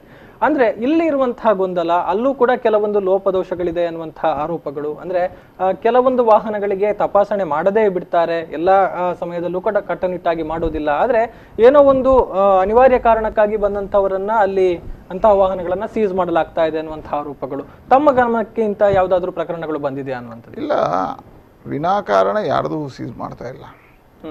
ಆದ್ರೆ ನಾವು 2-3 ದಿವಸ ಫ್ರೀ ಬಿಟ್ಟೆವು. ಆದರೆ ನಿಮ್ಗೆ ಆಶ್ಚರ್ಯ ಆಗ್ಬೋದು, ದಿವಸ ಮಾರುಕಟ್ಟೆಯಲ್ಲಿ ಇದ್ದಲ್ಲೆಲ್ಲ ವಾಹನಗಳ ದಟ್ಟಣೆ ಆಯ್ತು. ಯಾವುದು ನಿಜವಾಗಿರ್ತಕ್ಕಂಥ ಉದ್ದೇಶ ಇದೆ, ಆ ಉದ್ದೇಶ ಈಡೇರ್ಬೇಕಲ್ಲ. ಹಾಗಾಗಿ ಯಾವ ಪಾಸ್ ಇರುವ ಗಾಡಿಗಳನ್ನು ಬಿಡ್ಬೋದು, ಪಾಸ್ ಇಲ್ಲದೆ ಇರತಕ್ಕಂಥ ಗಾಡಿಗಳನ್ನು ಬಿಡಬಾರ್ದು. ಅಂಗಡಿಗೆ ಹೋಗ್ಬೇಕಾದ್ರೆ ನಾವು ಹೇಳ್ಬೇಕು, ನನಗೆ ಇಂಥ ಅಂಗಡಿಯಿಂದ ಮನೆಗೆ ಅಷ್ಟಕ್ಕೆ ಬಿಡಬೇಕು. ಯಾರ ಔಷಧಕ್ಕೆ ಹೋಗ್ತಾರೆ ಅವ್ರಿಗೆ ಬಿಡ್ತೇವೆ, ಯಾರೋ ಆಸ್ಪತ್ರೆಗೆ ಹೋಗ್ಬೇಕು ಅವ್ರಿಗೆ ಬಿಡಬೇಕು. ಹೀಗೆಲ್ಲ ಮಾಡಿ ಕಟ್ಟುನಿಟ್ಟಿನ ಕ್ರಮಗಳನ್ನು ಮಾಡಿದೆ. ಆದ್ರೆ ಸುಮ್ಮನೆ ಒಂದು ಗಾಡಿ ದಿವಸ ತಿರುಗ್ತಾ ಇದ್ರೆ ಸೀಸ್ ಮಾಡ್ತಾರೆ. ಕಾರಣ ಇಲ್ಲ, ಪಾಸ್ ಇಲ್ಲ, ದಿವಸ ತಿರುಗ್ತಾ ಹೇಳಿದ್ರೆ ಸೀಸ್ ಮಾಡ್ತಾರೆ. ಅದರ ಮಧ್ಯೆ ಡಾಕ್ಟರ್ಗಳಿಗೆ ಬಿಟ್ಟಿದ್ದಾರೆ, ಕೆಲವು ಸಾರಿ ಬ್ಯಾಂಕ್ ಉದ್ಯೋಗಿಗಳಿದ್ದಾರೆ, ಅವರನ್ನು ಬಿಡಬೇಕಾಗುತ್ತೆ. ಇದನ್ನು ನೋಡ್ಬೇಕಾಗುತ್ತೆ. ಹಾಗಾಗಿ ಮತ್ತೆ ಇದು ತಿಳ್ಕೊಳ್ಳಿ, ಇದು ಜಗತ್ತಿನಲ್ಲಿ ಪ್ರಥಮ ಬಾರಿಗೆ ಈ ರೀತಿ ಇದ್ದಾಗ. ಪ್ಲೇಗ್ ಬಂದು ವರ್ಷ ಎಷ್ಟಾಯ್ತು, ಒಂದು 100 ವರ್ಷ ಆಗಿರ್ಬೋದು. ಆ ನಂತರ ಈ ರೀತಿಯ ಘಟನೆ ನಮ್ಮ ಜಗತ್ತಿನಲ್ಲೇ ಫಸ್ಟ್. ಇದು ಎಲ್ಲಾ ಪ್ರಯೋಗಗಳು ನಮಗೆ ಪ್ರಥಮ ಅನುಭವ, ಇದು ಕಲೀಲಿಕ್ಕೆ ಇರತಕ್ಕಂಥದ್ದು. ಹಾಗಾಗಿ ನೀವು ಯಾವ ವ್ಯವಸ್ಥೆ ಮಾಡಿದ್ರು ಒಂದಷ್ಟು ಲೋಪದೋಷಗಳು ಆಗೇ ಆಗುತ್ತೆ. ಜನ ಅದನ್ನು ಸಹಿಸ್ಕೋಬೇಕಲ್ಲ, ಜನ ಸಹಕಾರ ಕೊಡಬೇಕು. ಎಸ್, ಆ ನಿಟ್ಟಿನಲ್ಲಿ ಜನರ ಸಹಕಾರ ಇಲ್ಲಿ ಮುಖ್ಯ ಅನ್ನೋದು, ಜನರಲ್ಲಿ ಜಾಗೃತಿ ಮೂಡಬೇಕು ಅನ್ನುವಂಥದ್ದು. ಎಸ್, ಈ ನಡುವೆ ಮಂಗಳೂರಿನಲ್ಲಿ ಸದ್ದು ಮಾಡಿದಂತ ಮತ್ತೊಂದು ವಿಚಾರ ಅಂತ ಹೇಳಿದ್ರು, ಅದು ಮಂಗಳೂರಿನ ಸೆಂಟ್ರಲ್ ಮಾರ್ಕೆಟ್ ಅನ್ನ APMCಗೆ ಶಿಫ್ಟ್ ಮಾಡಿರುವಂತಹ ವಿಚಾರಗಳು. ಅಂದ್ರೆ ಈಗ ಅಲ್ಲಿ ಎಲ್ಲಾ ರೀತಿಯ ಸಗಟು ವ್ಯಾಪಾರವನ್ನ, ಅಂದ್ರೆ ಹೋಲ್ಸೇಲ್ ವ್ಯಾಪಾರವನ್ನ ಅಲ್ಲಿಗೆ ಶಿಫ್ಟ್ ಮಾಡಲಾಗಿದೆ. ಸೊ ಸೆಂಟ್ರಲ್ ಮಾರ್ಕೆಟ್ ನ ಮುಂದಿನ ಸ್ಥಿತಿಗತಿಗಳು ಏನು ಅನ್ನುವಂಥದ್ದು, ಈಗ ಕೆಡವಲಾಗುತ್ತೆ ಅನ್ನುವಂತಹ ಮಾತುಗಳು, ಮುಂದೆ ಹೇಗಾಗುತ್ತೆ ಅಲ್ಲಿ ನೋಡಿ. ಮಂಗಳೂರಿನ ಸೆಂಟ್ರಲ್ ಮಾರ್ಕೆಟನ್ನು ತೆಗೆದು ಹೊಸ ಮಾರ್ಕೆಟ್ ಮಾಡೋ ಹಳೆಯ ಕಟ್ಟಡ, ಬಹಳ ವರ್ಷದ ಡಿಮಾಂಡ್ ಮತ್ತು ಬಹಳ ವರ್ಷದ ಪ್ಲ್ಯಾನ್ ಅದು. APMC ಆಗಿ ನನ್ನ ಅಂದಾಜು 25-30 ವರ್ಷ ಆಯಿತು ಮಾರುಕಟ್ಟೆಗೆ. ಅಂದರೆ ಅಲ್ಲಿಗೆ ಇವ್ರು ಹೋಗೋದ ಕಾರಣ, ಇವ್ರಂತೆಲ್ಲ ಎಲ್ಲ ಅಂಗಡಿಗಳು ಅಲ್ಲಿ ಹೋಗೋದ ಕಾರಣ ಹಾಗೆ ಬಾಕಿ ಆಗಿತ್ತು. ಈ ಸಂದರ್ಭದಲ್ಲಿ ಏನಾಯಿತು, ಮಾರುಕಟ್ಟೆ ನಾವು ನಾವೇನದು ಶಿಫ್ಟ್ ಮಾಡಬೇಕು, ತುರ್ತು ಮಾಡಬೇಕು ಅಂತ ಇರಲಿಲ್ಲ. ಆದರೆ ಇದನ್ನು ನೋಡಿದಾಗ ಏನಾಯಿತು, ಮೊನ್ನೆ ಕಳೆದ ಬಾರಿ ಅಲ್ಲಿ ಒಂದು ದಿವಸ ನಾವು ಮಾರುಕಟ್ಟೆ ರಾತ್ರಿ 11 ಗಂಟೆಯಿಂದ ಬೆಳಗಿನವರೆಗೆ ಓಪನ್ ಇಟ್ಟು, ಮಾರುಕಟ್ಟೆಯಲ್ಲಿ ಆಗಿರ್ತಕ್ಕಂಥ ರಶನ್ನು ಕೇವಲ ಹೋಲ್ಸೇಲ್ನವ್ರು ಮಾತ್ರ ಇರಬೇಕು, ಅಲ್ಲಿಗೆ ತಗೊಂಡು ಹೋಗೋ ಅಂಗಡಿಯವ್ರು ಮಾತ್ರ ಬರಬೇಕು ಅಂತ ಮಾಡಿದರೆ ರಾತ್ರಿ 7-8,000-10,000 ಜನ ಬಂದರು. ಈ ಲಾಕ್ಡೌನ್ ಅರ್ಥವೇ ಹೋಯ್ತು. ಆಗ ನಾವೇನು ಮಾಡಬೇಕಾಯ್ತು, ಇದನ್ನು ಅನಿವಾರ್ಯವಾಗಿ ಅಲ್ಲಿಗೆ ಶಿಫ್ಟ್ ಮಾಡಲಿಕ್ಕೆ ಅವ್ರ ಹತ್ರ ಕೇಳಿಕೊಳ್ಳಾಯಿತು. ಮಾರ್ಕೆಟ್ನವ್ರು ಎಲ್ಲರೂ ಒಪ್ಕೊಂಡ್ರು, ಸಹಕಾರಗಳನ್ನು ಕೊಟ್ಟರು. ಇವತ್ತು ಎಲ್ಲರೂ ಅಲ್ಲಿಗೆ ಹೋಗಿದ್ದಾರೆ. ಈಗ ನಾವು ಈ ತಿಂಗಳು ಅದನ್ನು ಹೊಡಿತೇವೆ. ತಾತ್ಕಾಲಿಕ ಬಾಕುಳದ ಚಿಲ್ಲರೆ ವ್ಯಾಪಾರಸ್ಥರಿಗೆ ಅಲ್ಲೇ ನಿನ್ನೆ ಇದು ಮಾಡಿ ನೋಡಿದ್ದೇವೆ. ನಿನ್ನೆಯಿಂದ ಕೆಲಸ ಪ್ರಾರಂಭ ಆಗಿದೆ. ನಮ್ಮ ನೆಹರು ಮೈದಾನದ ಪಕ್ಕದಲ್ಲಿ ಪ್ರಾರಂಭ ಆಗ್ತದೆ ತಾತ್ಕಾಲಿಕ ಮಾರುಕಟ್ಟೆ. ತಾತ್ಕಾಲಿಕ ಅವರಿಗೆ ಈಗ 3 ತಿಂಗಳಲ್ಲಿ ಅಲ್ಲಿ ಬಿಟ್ಟು ಕೊಡ್ತಾರೆ. ಆ ನಂತರ ಇಲ್ಲಿ ಹೊಸದಾಗಿರ್ತಕ್ಕಂಥ ಸ್ಮಾರ್ಟ್ ಸಿಟಿ ಅಡಿಯಲ್ಲಿ ದೊಡ್ಡದಾಗಿರ್ತಕ್ಕಂಥ ಕಟ್ಟಡ ಆಗುತ್ತೆ. ಆ ನಂತರ ಸಹಜವಾಗಿ ಹೋಲ್ಸೇಲ್ನವರು ಇಲ್ಲಿ ಬರ್ತಾರೆ. ಅದರ ಜೊತೆಗೆ ಅಲ್ಲಿ ಈಗ APMCಗೆ ಶಿಫ್ಟ್ ಮಾಡಲಾಗಿದೆ. ಆದ್ರೆ ಅಲ್ಲಿಯೂ ಕೂಡ ಕೆಲವೊಂದು ಮಾತುಗಳು, ಅಲ್ಲಿ ಸಾಮಾಜಿಕ ಅಂತರ ಪಾಲನೆಯೇ ಆಗ್ತಾ ಇಲ್ಲ ಬೆಳಗಿನ ವೇಳೆ ಅನ್ನುವಂಥದ್ದು. ಸೊ ಅದರ ಬಗ್ಗೆ ಇದೆ, ನನಗೂ ದೂರುಗಳು ಬಂದಾವೆ. ಇವತ್ತು ಮಾರ್ಕೆಟ್ನವ್ರು ಬಂದಿದ್ರು. ನಾನು APMC ಅವ್ರಿಗೆ ಹೇಳಿದ್ದೇನೆ, ಅಲ್ಲಿ ಸಿಸ್ಟಮ್ ಮಾಡಿ ಕರೆಕ್ಟ್ ಮಾಡಿಕೊಂಡು ಚೆನ್ನಾಗಿ ಮಾಡಿ ಕೊಡಬೇಕು ಅಂತ ಹೇಳಿದ್ದೇನೆ. ಇನ್ನೊಂದೆರಡು ದಿವಸ ಅಲ್ಲಿ ಪರಿಶೀಲನೆ ಮಾಡ್ಕೊಂಡು ಏನು ಮಾಡಬೇಕು ಅದು ಮಾಡ್ತೀವಿ. ಆಗಲೇಬೇಕು, ಅದರಲ್ಲಿ ಸ್ಟ್ರಿಕ್ಟ್ ಪಾಲನೆ ಮಾಡಬೇಕು ಅಂತ ಹೇಳಿದ್ವಿ. ಸಾರ್ವಜನಿಕರಿಗೆ ಬಿಡಬೇಡಿ, ಅಲ್ಲಿರ್ತಕ್ಕಂಥ ಇವರನ್ನು ಮಾತ್ರ ಬಿಡಿ, ಚಿಲ್ಲರೆ ವ್ಯಾಪಾರಸ್ಥರನ್ನು ಮಾತ್ರ ಬರಬೇಕು ಅಂತ ಹೇಳುವಂಥದ್ದು ಇವತ್ತು ಹೇಳ್ತೇನೆ. ನಾಳೆ ಅದನ್ನು ಕೂತು ಸರಿ ಮಾಡ್ತೀವಿ. ಓಕೆ. ಅದರ ಜೊತೆಗೆ ಈಗ ಜಿಲ್ಲೆಯಲ್ಲಿ ಈಗ ಮೊನ್ನೆ ಸಭೆಯಲ್ಲೂ ಕೂಡ ಒಂದು ಪ್ರಸ್ತಾಪ ಆಯಿತು, ಪ್ರಗತಿ ಪರಿಶೀಲನಾ ಸಭೆಯನ್ನು ನಡೆಯಿತು, ಜೊತೆಗೆ ಮುಂದಕ್ಕೆ ಏನಾಗಬೇಕು ಅನ್ನುವಂಥದ್ದು. ಎಲ್ಲ ಖಾಸಗಿ ಆಸ್ಪತ್ರೆ ಮೆಡಿಕಲ್ ಕಾಲೇಜುಗಳಲ್ಲಿ ಒಂದು ಹೆಲ್ಪ್ ಡೆಸ್ಕ್ ಅನ್ನ ತೆರಿಬೇಕು ಅನ್ನುವಂತಹ ಸೂಚನೆಗಳು ಉಸ್ತುವಾರಿ ಸಚಿವರಿಂದ ಬಂದಿದೆ ಅನ್ನುವಂಥ. ಸೊ ಅದರ ಫಾಲೋಅಪ್ ಈಗ ಎಷ್ಟರ ಮಟ್ಟಿಗೆ ಆಗಿದೆ ಅನ್ನುವಂಥದ್ದು? ಈಗ ನೋಡಿ, ನಾವು ಮೊದಲೇ ಪ್ರಾರಂಭದಲ್ಲಿ ಕೋವಿಡ್ ಬಂದಾಗ ನಾನು ಡೆಲ್ಲಿಯಲ್ಲಿದ್ದೆ, ಅಧಿವೇಶನ ನಡೀತು, ತಕ್ಷಣ ಬಂದೆವು. ನಾವು ಬಂದು ಇಲ್ಲಿ ಒಂದು ಸಭೆ ಕರೆದಿದ್ದೆ, ನಾನು ಸಚಿವರು ಸೇರಿ. ಆಗಲೇ ಎಲ್ಲ ಯೋಚನೆ ಮಾಡಿಕೊಂಡು ಇದಕ್ಕೊಂದು ಪ್ರತ್ಯೇಕ ಆಸ್ಪತ್ರೆ ಬೇಕು ಅಂತ ಯೋಚನೆ ಮಾಡಿದ್ವಿ. ಆನಂತರ ನಾನು ಡೆಲ್ಲಿಗೆ ಹೋದೆ, ಅಧಿವೇಶನ ಆಯಿತು, ನಮ್ಮ ಉಸ್ತುವಾರಿ ಸಚಿವರಿಗೂ ಅಧಿವೇಶನ ಇತ್ತು. ಡೆಲ್ಲಿಯಲ್ಲಿ ಹೋದಾಗ ವೆನ್ಲಾಕಿನ ಒಂದು ಸಣ್ಣ ಪ್ರಕರಣ ಆಡಿಯೋ ಏನೋ ಇದು ರಿಲೀಸ್ ಆಯಿತು ಅಂತ ಹೇಳಿ ಅದಕ್ಕೆ ಬಂದೆ. ತಕ್ಷಣ ಕೂತು ಚರ್ಚೆ ಮಾಡಿ ಅದನ್ನೆಲ್ಲ ವೀಕ್ಷಣೆ ಮಾಡಿ ಅದನ್ನು ಪ್ರತ್ಯೇಕವಾಗಿ ಕೋವಿಡ್ ಆಸ್ಪತ್ರೆ ಮಾಡಿತು. ಆವತ್ತು ಮೀಟಿಂಗಲ್ಲಿ ನಾವೇನು ತೀರ್ಮಾನ ತಗೊಂಡೆವು, ಮೆಡಿಕಲ್ ಕಾಲೇಜ್ನವರನ್ನೆಲ್ಲ ಕರೆದಿದ್ದೆ, ಅವರೆಲ್ಲರೂ ಸಹಕಾರ ಕೊಡಲಿಕ್ಕೆ ಒಪ್ಕೊಂಡ್ರು. ಆಗಲೇ ನಾವು ಅದಕ್ಕೊಂದು ನೋಡಲ್ ಆಫೀಸರ್ ಅಂತ ಮಾಡಿ ವೆನ್ಲಾಕಿಗೆ ಬರ್ತಕ್ಕಂಥ ಪೇಷಂಟ್ಗಳನ್ನು ಬೇರೆ ಬೇರೆ ಕಡೆ ಶಿಫ್ಟ್ ಮಾಡಲಿಕ್ಕೆಲ್ಲ ಒಪ್ಕೊಂಡ್ರು. ಆಗ ಎಲ್ಲ ಆಸ್ಪತ್ರೆಗಳಲ್ಲಿ ಒಂದು ಇದು ಇರಬೇಕು, ಯಾವುದು ಹೆಲ್ಪ್ ಡೆಸ್ಕ್ ಇರಬೇಕು ಅಂತ ಹೇಳಿದ್ರು, ಒಪ್ಕೊಂಡಿದ್ರು. ಈಗ ಮೊನ್ನೆ ಮಾಡಿದಾಗ ಕೆಲವು ಆಸ್ಪತ್ರೆಯಲ್ಲಿ ಇರಲಿಲ್ಲ, ಈಗ ಎಲ್ಲ ಆಸ್ಪತ್ರೆಗಳಲ್ಲಿ ಮಾಡಿದೆ. ಅದಕ್ಕೆ ಅದಕ್ಕಾಗಿ ನಮ್ಮ ಆರೋಗ್ಯ ಮಿತ್ರ ಅಂತ ಇರ್ತಾರೆ ಹಾಸ್ಪಿಟಲ್, ಅವರೆಲ್ಲರನ್ನು ಜೋಡಿಸಿದೆ. ಓಕೆ, ಅಂದ್ರೆ ಈಗ ಬೇರೆ ಆಸ್ಪತ್ರೆಗೆ ಹೋದಂತ ರೋಗಿಗಳಿಗೆ ಯಾವುದೇ ರೀತಿ ತೊಂದರೆಗಳಾಗೋದಿಲ್ಲ ಅಲ್ಲಿ? ಈಗ ಇಲ್ಲ, ಅವರು ವೆನ್ಲಾಕ್ನ ಪೂರ್ತಿ ಮಾಹಿತಿ ಕೊಡಬೇಕು, ಸರ್ಕಾರದಿಂದ ಸಿಗತಕ್ಕಂಥ ಯೋಜನೆಗಳ ಬಗ್ಗೆ ಮಾಹಿತಿ ಕೊಡಬೇಕು, ಸರ್ಕಾರದಿಂದ ಏನಿಲ್ಲ ಚಿಕಿತ್ಸೆಗಳಿಗೆ ಈಗ ಆಯುಷ್ಮಾನ್ ಇದೆ, ಆರೋಗ್ಯಶ್ರೀ ಇದೆ, ಎಲ್ಲದರ ಮಾಹಿತಿಗಳನ್ನು ಕೊಟ್ಟು ಅವ್ರು ಯಾವುದು ಬೇಡಿಕೆ ಇಡ್ತಾರೋ ಆ ಬೇಡಿಕೆ ಪ್ರಕಾರ ಅವನ್ನ ಅಡ್ಮಿಟ್ ಮಾಡಬೇಕು. ಏನು ವೆನ್ಲಾಕಿಗೆ ಬರ್ತಿತ್ತು ಅದೆಲ್ಲವೂ ಇಲ್ಲಿ ಆಗಬೇಕು ಅಂತ ಹೇಳಿದ್ವಿ, ಹೋಗಿ ಮಾಡಿದ್ದಾರೆ. ವೆನ್ಲಾಕ್ನ ರೇಟಲ್ಲೇ ಆಗಬೇಕು ಅಂತ. ಎಸ್, ಅದರ ಜೊತೆಗೆ ನಾವು ಕರಾವಳಿಗೆ ಸಂಬಂಧಪಟ್ಟ ಹಾಗೆ ಮಾತನಾಡೋದಿದ್ರೆ, ಕರಾವಳಿ ಅಂತ ಹೇಳಿದ್ರೆ ಒಂದು ಸಾಂಸ್ಕೃತಿಕ ಕಲೆಗಳ ತವರು ಅಂತ ಗುರುತಿಸಿಕೊಳ್ಳುವಂಥದ್ದು ರಂಗಭೂಮಿ ಇದೆ, ಯಕ್ಷಗಾನ ಇದೆ, ದೈವಾರಾಧನೆ ಇದೆ, ಎಲ್ಲವೂ ಕೂಡ ಇದೆ. ಅಲ್ಲಿ ಇದ್ದಂತಹ ತೊಡಗಿಸಿಕೊಂಡಿದ್ದಂತಹ ಮಂದಿ ಈಗ ಸಂಕಷ್ಟಕ್ಕೆ ತುತ್ತಾಗಿದ್ದಾರೆ. ಅಂದ್ರೆ ಬಹುಶಃ ಸರ್ಕಾರ ಕೆಲವೊಂದು ಪ್ರಸ್ತಾಪಗಳನ್ನು ಕೂಡ ಹೊಂದಿತ್ತು ಅನ್ನುವಂಥದ್ದು. ಸೊ ಕಲಾವಿದರ ಬಗ್ಗೆ ಮಾತನಾಡೋದಿದ್ರೆ ಏನೆಲ್ಲ ಮುಂದಕ್ಕೆ ವ್ಯವಸ್ಥೆಗಳಾಗುತ್ತೆ ಅನ್ನುವಂಥದ್ದು? ಈಗ ನೋಡಿ, ಯಕ್ಷಗಾನದ ಬಗ್ಗೆ ಬಹಳ ಪ್ರಥಮ ಬಾರಿಗೆ ನಮ್ಮ ಉಸ್ತುವಾರಿ ಸಚಿವರು, ಅವರು ಧಾರ್ಮಿಕ ದತ್ತಿ ಸಚಿವರು ಶ್ರೀನಿವಾಸ ಪೂಜಾರಿ ಅವರೊಂದು ಕರೆಯನ್ನು ಕೊಟ್ಟರು ಮತ್ತು ಇಲಾಖೆಯಿಂದ ಒಂದು ಅಧಿಸೂಚನೆಯನ್ನು ಹೊರಡಿಸಿದ್ದಾರೆ. ಯಾವೆಲ್ಲ ಧಾರ್ಮಿಕ ಕ್ಷೇತ್ರಗಳಿಂದ ಯಕ್ಷಗಾನ ಮೇಳಗಳಿದ್ದಾವೋ ಅವರೆಲ್ಲರೂ ಈ 2 ತಿಂಗಳನ್ನು ದೇವಸ್ಥಾನಗಳಿಂದ ಅವರ ಸಂಬಳವನ್ನು ಭರಿಸಬೇಕು ಅಂತ. ಆ ನಂತರ ಎಲ್ಲ ಕಲಾವಿದರದ್ದು ಬೇಡಿಕೆ ಇದೆ, ಅದನ್ನು ಈಗ ಸರ್ಕಾರದ ಮುಂದೆ ಇಟ್ಟಿದ್ದೇವೆ. ಅದೇ ರೀತಿಯಲ್ಲಿ ಭೂತಾರಾಧನೆ ಮಾಡತಕ್ಕಂಥ ಕಲಾವಿದರಿದ್ದಾರೆ, ಈಗ 3-4 ತಿಂಗಳಿಂದ ಅವ್ರಿಗೆ ಏನು ಸಹಕಾರಗಳನ್ನು ಕೊಡಬೇಕು, ಈಗ ಎಲ್ಲ ದೇವಸ್ಥಾನಗಳಿಂದ ಜೋಡಿಸಬೇಕು ಅಥವಾ ಸರ್ಕಾರದಿಂದ ಜೋಡಿಸಬೇಕು ಅಂತ ಹೇಳುವಂಥ ಚರ್ಚೆಗಳು ನಡೀತಾ ಇದೆ. ರಂಗಭೂಮಿ ಕಲಾವಿದರು ಇವತ್ತು ಕೇಳ್ತಾ ಇದ್ದಾರೆ. ಅದಕ್ಕೆ ಈಗಾಗಲೇ ನಮ್ಮ ಇವರು ಸಂಸ್ಕೃತಿ ಇಲಾಖೆ ಕಡೆಯಿಂದ CT ರವಿ ಅವರು ಒಂದು ಸುತ್ತೋಲೆಯನ್ನು ಹೊರಡಿಸಿದ್ದಾರೆ. ಎಲ್ಲರೂ ಅರ್ಜಿಗಳನ್ನು ಹಾಕಿ ಏನು ಅಂತ ಅವರಿಗೂ ಜೋಡಿಸುವಂಥ ಕೆಲಸ ಕಾರ್ಯಗಳನ್ನು ಮಾಡ್ತಾ ಇದ್ದಾರೆ. ಇದರ ಮಧ್ಯೆ ನಮ್ಮ ಜಿಲ್ಲೆಯಲ್ಲಿ ಬಹುದೊಡ್ಡದಾಗಿರ್ತಕ್ಕಂಥ ಸಮಸ್ಯೆ ಇರ್ತಕ್ಕಂಥ ಬಿಡಿ ಕಾರ್ಮಿಕರದ್ದು. ನಾವು ಮೊನ್ನೆ ನಮ್ಮ ಹತ್ರ ಬಿಡಿ ಕಾರ್ಮಿಕರ ಯೂನಿಯನ್ ಅವರು 3 ಯೂನಿಯನ್ BMS, HMS ಮತ್ತು ಇಂಟೆಕ್ನವರು ಬಂದು ನಮ್ಮ ಹತ್ರ ಬೇಡಿಕೆ ಇಟ್ಟಿದ್ರು. ತತ್ಕ್ಷಣ ನಾವು ಮೀಟಿಂಗ್ ಕರೆದು ಯೂನಿಯನ್ ಮತ್ತು ಮಾಲೀಕರನ್ನು ಕರೆದು ಇವತ್ತಿಂದ ಅವರಿಗೆ 50% ಬಿಡಿ ಉದ್ಯೋಗ ಕೆಲಸವನ್ನು ಕೊಡಬೇಕು ಮತ್ತು ಇನ್ನೊಂದು ಬೇಡಿಕೆ ಇಟ್ಟಿದ್ದೇವೆ, ಅದು ನಾಡ್ದು ವಾಪಸ್ ಇನ್ನು ಮೀಟಿಂಗ್ ಕರೆದಿದ್ದೇವೆ.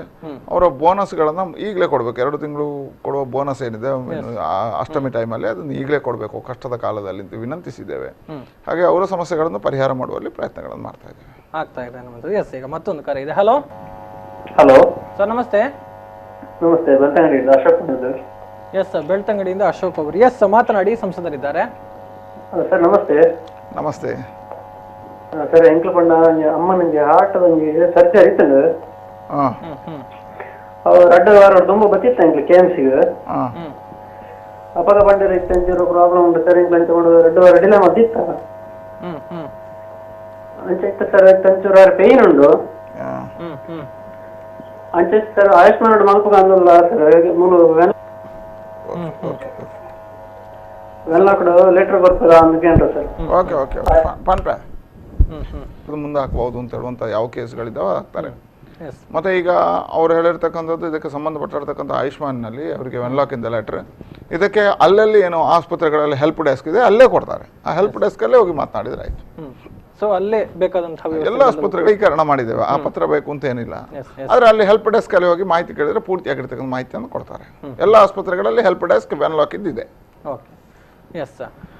ಇನ್ನು ಮುಂದಿನ ದಿನಗಳಲ್ಲಿ ಜಿಲ್ಲಾಡಳಿತದಿಂದ ತೆಗೆದುಕೊಳ್ಳುವಂತಹ ಕ್ರಮಗಳ ಬಗ್ಗೆ ಮಾತನಾಡುವುದಿದ್ರೆ, ಯಾಕಂತ ಹೇಳಿದ್ರೆ ಈಗಾಗಲೇ ಜನರಲ್ಲಿ ಆತಂಕ ಕೂಡ ಇದೆ, ಎಲ್ಲರೂ ತಪಾಸಣೆ ಆಗಬೇಕು ಅನ್ನುವಂತಹ ಮಾತುಗಳು ಕೂಡ. ಸೊ ಈ ನಿಟ್ಟಿನಲ್ಲಿ ಮುಂದಕ್ಕೆ ಇರುವಂತಹ ಕಾರ್ಯಯೋಜನೆಗಳು ಏನು ಅನ್ನುವಂಥದ್ದು ಈಗಾಗಲೇ ನಾವು ಹೇಳಿದ ಆಶಾ ಕಾರ್ಯಕರ್ತೆಯರ ಮುಖಾಂತರ ಬೇರೆ ಬೇರೆ ಇಲಾಖೆ ಮುಖಾಂತರ ಕೆಲವರು ಸಹಕಾರಗಳನ್ನು ಕೊಡಬೇಕು. ಎರಡನೇದು, ನಮ್ಮ ಕಡೆಯಿಂದ ಇನ್ನಷ್ಟು ಕೆಲವು ಸಾರಿ ಈಗ ಇನ್ನೊಂದೆರಡು ದಿವಸ ನೋಡ್ಕೊಂಡು ಪಾಸಿಟಿವ್ ಪ್ರಕರಣಗಳು ಎಷ್ಟು ಬರ್ತದೆ ಅಂತ ನೋಡ್ಕೊಂಡು ಅದಕ್ಕೆ ಸರಿಯಾಗಿ ಕೆಲವು ತೀರ್ಮಾನಗಳನ್ನು ತಗೊಳ್ಬೇಕಾಗುತ್ತೆ. ಆಗ ಜನರ ಸಹಕಾರ ಅಗತ್ಯ. ನಾವು ಮಾಡುವಂಥದ್ದು ಯಾರಿಗೆ? ವಾಪಸ್ ಬರ್ತೀನಿ, ಮತ್ತೊಂದು ಕರೆ ಇದೆ. ಹಲೋ ಹಲೋ ಹಲೋ ಮೇಡಮ್, ನಮಸ್ತೆ. ನಮಸ್ತೆ. ತಮ್ಮ ಹೆಸರು ಎಲ್ಲಿಂದ ಕರೆ ಮಾಡ್ತಿದ್ದೀರಾ? ನಾವು ಇಲ್ಲಿ ಗಂಜಿಮಠದಿಂದ ಕರೆ ಮಾಡ್ತಿದ್ದೇವೆ. ಗಂಜಿ ಮಠದಿಂದ. ಹೌದು ಹೌದು. ಮಾತಾಡಿ ಮೇಡಮ್, ಮಾತಾಡಿ. ಸರ್, ಇಲ್ಲಿ ಒಂದು ಕಂಪನಿ ಇದೆ, ಬಿಗ್ ಬ್ಯಾಗ್ ಅಂತ. ಹೇಳಮ್ಮ. ಕೇಳಿದ್ಯಾ? ಕೇಳಿಸ್ತಾ ಇದೆ, ಮಾತಾಡಿ ಮಾತಾಡಿ. ಬಿಗ್ ಬ್ಯಾಗ್ ಅಂತ ಸರ್, ಅವರು ಓಪನ್ ಮಾಡಿದ್ದಾರೆ. ಇಲ್ಲಿ ಒಂದು 2000 ಹೆಚ್ಚು ಜನ ಇಲ್ಲಿ ವರ್ಕ್ ಮಾಡ್ತಿದ್ದಾರೆ. ಅಂದ್ರೆ ತಾವು ಅಲ್ಲಿ ಈಗ ಕೆಲಸ ಮಾಡ್ತಾ ಇದ್ದೀರಾ ಒಂದು ಕಂಪನಿಯಲ್ಲಿ? ನಾವು ಇಲ್ಲ ಸರ್, ನಾವು ಅಲ್ಲಿ ಪಕ್ಕದ ಊರಲ್ಲಿ ಇದ್ದೇವೆ. ಸ್ಥಳೀಯ ನಿವಾಸಿ ತಾವು? ಸ್ಥಳೀಯ ನಿವಾಸಿ ಸರ್. ಹೌದು. ಯಾರು ಏನು ಆಕ್ಷನ್ ತಗೊಳ್ತಿಲ್ಲ. ಅದಲ್ಲದೆ ಇವತ್ತು ಕೂಡ ಬೇರೆ ಸ್ಟೇಟ್ ಇಂದ, ಬೇರೆ ತುಮಕೂರಿಂದ, ಕೇರಳದಿಂದೆಲ್ಲ ಬಂದ್ದಾರೆ ಸರ್. ಯಾರು ಏನು ಆಕ್ಷನ್ ತಗೊಳ್ತಿಲ್ಲ ಸರ್. ಆಯ್ತು. ಓಕೆ. ಎಸ್, ಧನ್ಯವಾದಗಳು ರಶ್ಮಿ ಅವರೇ ಕರೆ ಮಾಡಿದ್ದಕ್ಕಾಗಿ. ಎರಡನೇದು, ನಾನು ಇದಕ್ಕೆ ಕೊನೆಗೆ ಆನ್ಸರ್ ಮಾಡ್ತೇನೆ. ಒಂದು, ನಾವು ಸರ್ವೆ ಆಗಬೇಕು. ಎರಡನೇದು ಕಟ್ಟಿಟ್ಕೊಂಡಿದ್ದೇವೆ. ಒಂದು ಸಮಯ ಸಂಖ್ಯೆಗಳು ಕ್ವಾರಂಟೈನ್ ಆಗುವಂಥವ್ರದ್ದು ಜಾಸ್ತಿ ಆದರೆ ಒಂದೆರಡು ಮೆಡಿಕಲ್ ಕಾಲೇಜುಗಳನ್ನು ಗುರಿ ಇರತಕ್ಕಂಥದ್ದು ಈ ಜಿಲ್ಲೆಯಲ್ಲಿ ಇನ್ನು ಮುಂದಕ್ಕೆ ಹೋಗುದು. ಹಾಗೆ ದೃಢವಾಗಿರ್ತಕ್ಕಂಥ ಸಂಕಲ್ಪದಿಂದ ಇದು ಸರ್ಕಾರ ನಮಗೆ ಶಿಕ್ಷೆ ಕೊಟ್ಟದಲ್ಲ, ನಮ್ಮ ಬದುಕಿಗೋಸ್ಕರ ಮಾಡಿರ್ತಕ್ಕಂಥದ್ದು ತಿಳ್ಕೊಂಡು ಮನೆ ಒಳಗೆ ಕೂತ್ರೆ ಮಾತ್ರ ಇದು ಯಶಸ್ವಿ ಆಗುತ್ತೆ. ಇಲ್ಲ ಅಂತ ಹೇಳಿದ್ರೆ ಮೊನ್ನೆ ದಿನದಿಂದ ಲಾಕ್ಡೌನ್ ಆದ್ಮೇಲೆ ಇವತ್ತಿನವರೆಗೆ ಜನ ತಿಳ್ಕೊಂಡಿರ್ತಕ್ಕಂಥ ತೀರ್ಮಾನಗಳು, ಜನರ ಸಹಕಾರ ಇಷ್ಟು ನಿಯಂತ್ರಣಕ್ಕೆ ಬಂದಿದೆ. ಜಿಲ್ಲೆಯಲ್ಲಿ ಒಂದಷ್ಟು ಪ್ರಕರಣಗಳಾಗುವಂಥದ್ದು, ಒಂದು ಮಾಡತಕ್ಕಂಥದ್ದು ಎಲ್ಲ ಇದ್ದೇ ಇರುತ್ತೆ, ಆದರೂ ನಿಯಂತ್ರಣದಲ್ಲಿ ಇದೆ. ಹಾಗಾಗಿ ನನಗೆ ಅನಿಸ್ತದೆ ನಮ್ಮ ಎಲ್ಲ ಮುಂದೆ ಇದ್ದೇವೆ, ಸರ್ಕಾರ ಇದೆ. ಪ್ರತಿಯೊಬ್ಬ ವ್ಯಕ್ತಿಯ ಜೀವವನ್ನು ಕಾಪಾಡೋದೇ ನಮ್ಮ ಗುರಿ. ಈಗ ಸದ್ಯಕ್ಕೆ ನಾವು ಅದನ್ನೇ ಮಾಡ್ತೀವಿ.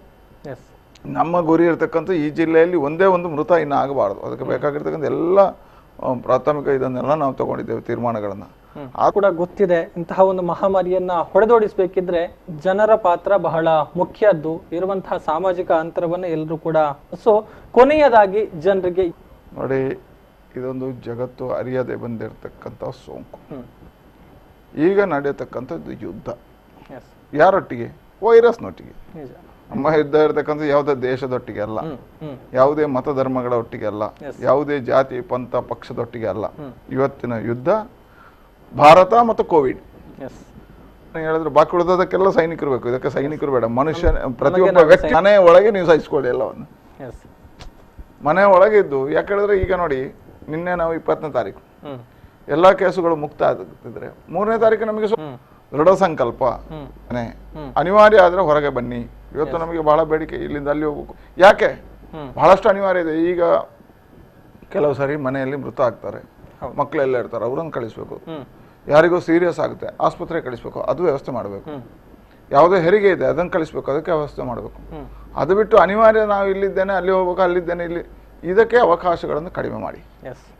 ಇಷ್ಟು ಜನರನ್ನು ವ್ಯವಸ್ಥೆ ಮಾಡ್ಕೊಂಡು, ಈಗ ಕೇರಳ ನೀವು ತಿಳ್ಕೊಳ್ಳಿ, ತಲಪಾಡಿಯ ಬಾರ್ಡರ್ ನಾವು ಟೈಟ್ ಮಾಡಿರೋದ್ರಿಂದ ಇವತ್ತು ಈ ಹಂತಕ್ಕೆ ನಾವು ಗಟ್ಟಿಯಾಗಿ ನಿಂತಿದ್ದೇವೆ. ಎಲ್ಲಿಯಾದ್ರೂ ಇಲ್ಲ ಅಂತ ಆದ್ರೆ ನಮ್ಗೆ ಏನಾಗ್ತಿಲ್ಲ, ಕಾಸರಗೋಡಲ್ಲಿಲ್ಲ, ಎಲ್ಲ ಟ್ರೀಟ್ಮೆಂಟ್ ಮಾಡಿ ಹುಷಾರ್ ಮಾಡಿ ಕಳಿಸಿದ್ದೇವೆ. ನಿಮ್ಗೆ ಹೇಳ್ತೇನೆ, ಇವತ್ತು ಆ ತಲಪಾಡಿ ಬಾರ್ಡರ್ ಟೈಟ್ ಮಾಡಿರೋದ್ರಿಂದ, ಎಲ್ಲಾ ಬಾರ್ಡರ್ಗಳನ್ನ ಟೈಟ್ ಮಾಡಿರೋದ್ರಿಂದ, ಕಾನೂನು ಹೋರಾಟದಲ್ಲಿ ನಾವು ಯಶಸ್ವಿ ಆಗಿರೋದ್ರಿಂದ ಇವತ್ತು ನಾವು ನಾಳೆ 100 ಪೇಷಂಟ್ ಬಂದ್ರು ಉಳಿಸಿಕೊಳ್ಳಲಿಕ್ಕೆ ಶಕ್ತಿ ಇರುವಂತ ಆಸ್ಪತ್ರೆ ಕೋವಿಡ್ ಅನ್ನು ಉಟ್ಕೊಂಡಿದ್ದೇವೆ. ಮಾಡುವ ಕೆಲಸ ನಮ್ದು. ನಿಮ್ಮ ಜೊತೆ ನಾವಿದ್ದೇವೆ, ಯಾವ ಭಯ ಪಡಬೇಡಿ ನೀವು.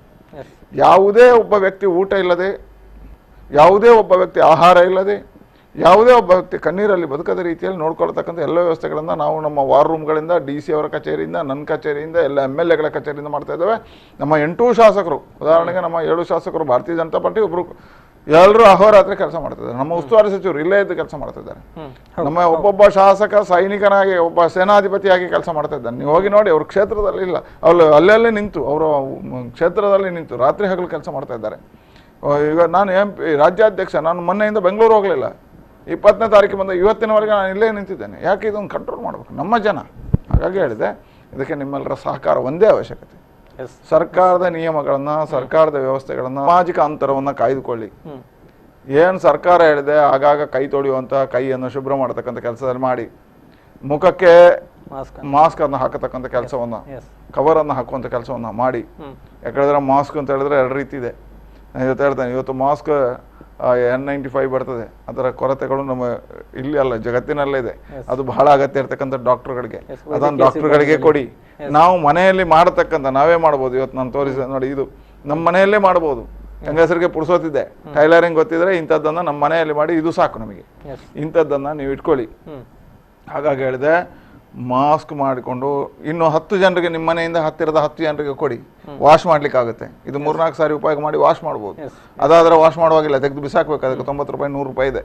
ಹಾಗಾಗಿ ಇದೆಲ್ಲವನ್ನು ಮಾಡಿ ಸಮಾಜದ ಕಾರ್ಯ ನನ್ನ ಒಬ್ಬ ವ್ಯಕ್ತಿಯಿಂದ, ನನ್ನ ಜಿಲ್ಲೆಯನ್ನು, ನನ್ನ ಒಬ್ಬ ವ್ಯಕ್ತಿಯಿಂದ, ನನ್ನ ರಾಜ್ಯವನ್ನು, ನನ್ನ ಒಬ್ಬ ವ್ಯಕ್ತಿಯಿಂದ ನಾನು ರಾಷ್ಟ್ರವನ್ನು ಉಳಿಸುವುದು. ಹಾಗಾಗಿ ಇದು ನಿಜವಾಗಿರ್ತಕ್ಕಂಥ ತಾಯಿ ಭಾರತೀಯ ಕಾರ್ಯ. ಅದರಲ್ಲಿ ಕೈ ಜೋಡಿಸಿ ನೀವು ಸಾಮಾಜಿಕ ಅಂತರ ಕಾಯ್ದುಕೊಳ್ಳಿ, ಸರ್ಕಾರದ ಎಲ್ಲ ನಿಯಮ ಸೂಚನೆಗಳನ್ನು ಪಾಲಿಸಿ ಅಂತ ಅಷ್ಟೇ ಹೇಳ್ತೇನೆ. ಎಸ್ ಸರ್, ಧನ್ಯವಾದಗಳು ಸರ್. ಅನೇಕ ವಿಚಾರಗಳ ಬಗ್ಗೆ ಮಾಹಿತಿಯನ್ನು ಕೊಟ್ಟರೆ, ಜೊತೆಗೆ ಮುಂದಕ್ಕೆ ಏನಾಗಬೇಕು, ಏನಾಗುತ್ತೆ ಅನ್ನುವಂಥದ್ರ ಬಗ್ಗೆ ಕೂಡ ತಿಳಿಸಿದ್ರಿ. ಮತ್ತೊಮ್ಮೆ ತಮಗೆ ಧನ್ಯವಾದಗಳನ್ನು ಅರ್ಪಿಸ್ತಾ ನಮ್ಮ ಜೊತೆ ಕಾರ್ಯಕ್ರಮದಲ್ಲಿ ಭಾಗವಹಿಸಿದ್ದಕ್ಕಾಗಿ. ಎಸ್ ವೀಕ್ಷಕರೇ, ಈ ಒಂದು ಮಹಾಮಾರಿ ಈಗ ದಕ್ಷಿಣ ಕನ್ನಡ ಜಿಲ್ಲೆಯ ವಿಚಾರಕ್ಕೆ ಬಂದರೆ ಕೆಲವೊಂದು ಆತಂಕಗಳನ್ನು ಹುಟ್ಟು ಹಾಕಿದೆ. ಅಂದರೆ ಎಲ್ಲರೂ ಕೂಡ ಕಟಿಬದ್ಧರಾಗಿ ಕೆಲಸವನ್ನು ಮಾಡ್ತಾ ಇದ್ದಾರೆ. ಆರೋಗ್ಯ ಇಲಾಖೆ ಜನಪ್ರತಿನಿಧಿಗಳು ಎಲ್ಲರೂ ಕೂಡ ಶಕ್ತಿ ಮೀರಿ ಇಲ್ಲಿ ಪ್ರಯತ್ನವನ್ನು ಮಾಡ್ತಾ ಇದ್ದಾರೆ ಅನ್ನುವಂಥದ್ದನ್ನು ನಾವು ನೋಡಬಹುದು. ಆದರೂ ಕೂಡ ಮುಂದಿನ ದಿನಗಳಲ್ಲಿ ಕೆಲವೊಂದು ಕೆಲಸಗಳಾಗಬೇಕಾಗಿದೆ. ಸೊ ಅದು ಆಗುತ್ತೆ ಅನ್ನುವಂಥ ಭರವಸೆ ಸಿಕ್ಕಿರುವಂಥ. ಸೊ ಆದಷ್ಟು ಬೇಗ ಈ ಒಂದು ಮಹಾಮಾರಿ ಈ ಪ್ರಪಂಚದಿಂದಲೇ ತೊಲಗಿ ಹೋಗಲಿ ಅನ್ನುವಂತಹ ಒಂದು ಆಶಯದೊಂದಿಗೆ ಕಾರ್ಯಕ್ರಮವನ್ನು ಮುಕ್ತಾಯಗೊಳಿಸ್ತಾ ಇದ್ದೇನೆ. ಮುಂದಿನ ಸುದ್ದಿ ಮಾಹಿತಿ ಜೊತೆಗೆ ಮತ್ತೆ ಬರ್ತೀನಿ. ನೋಡ್ತಾ ಇರಿ V4 ನ್ಯೂಸ್. ನಮಸ್ಕಾರ.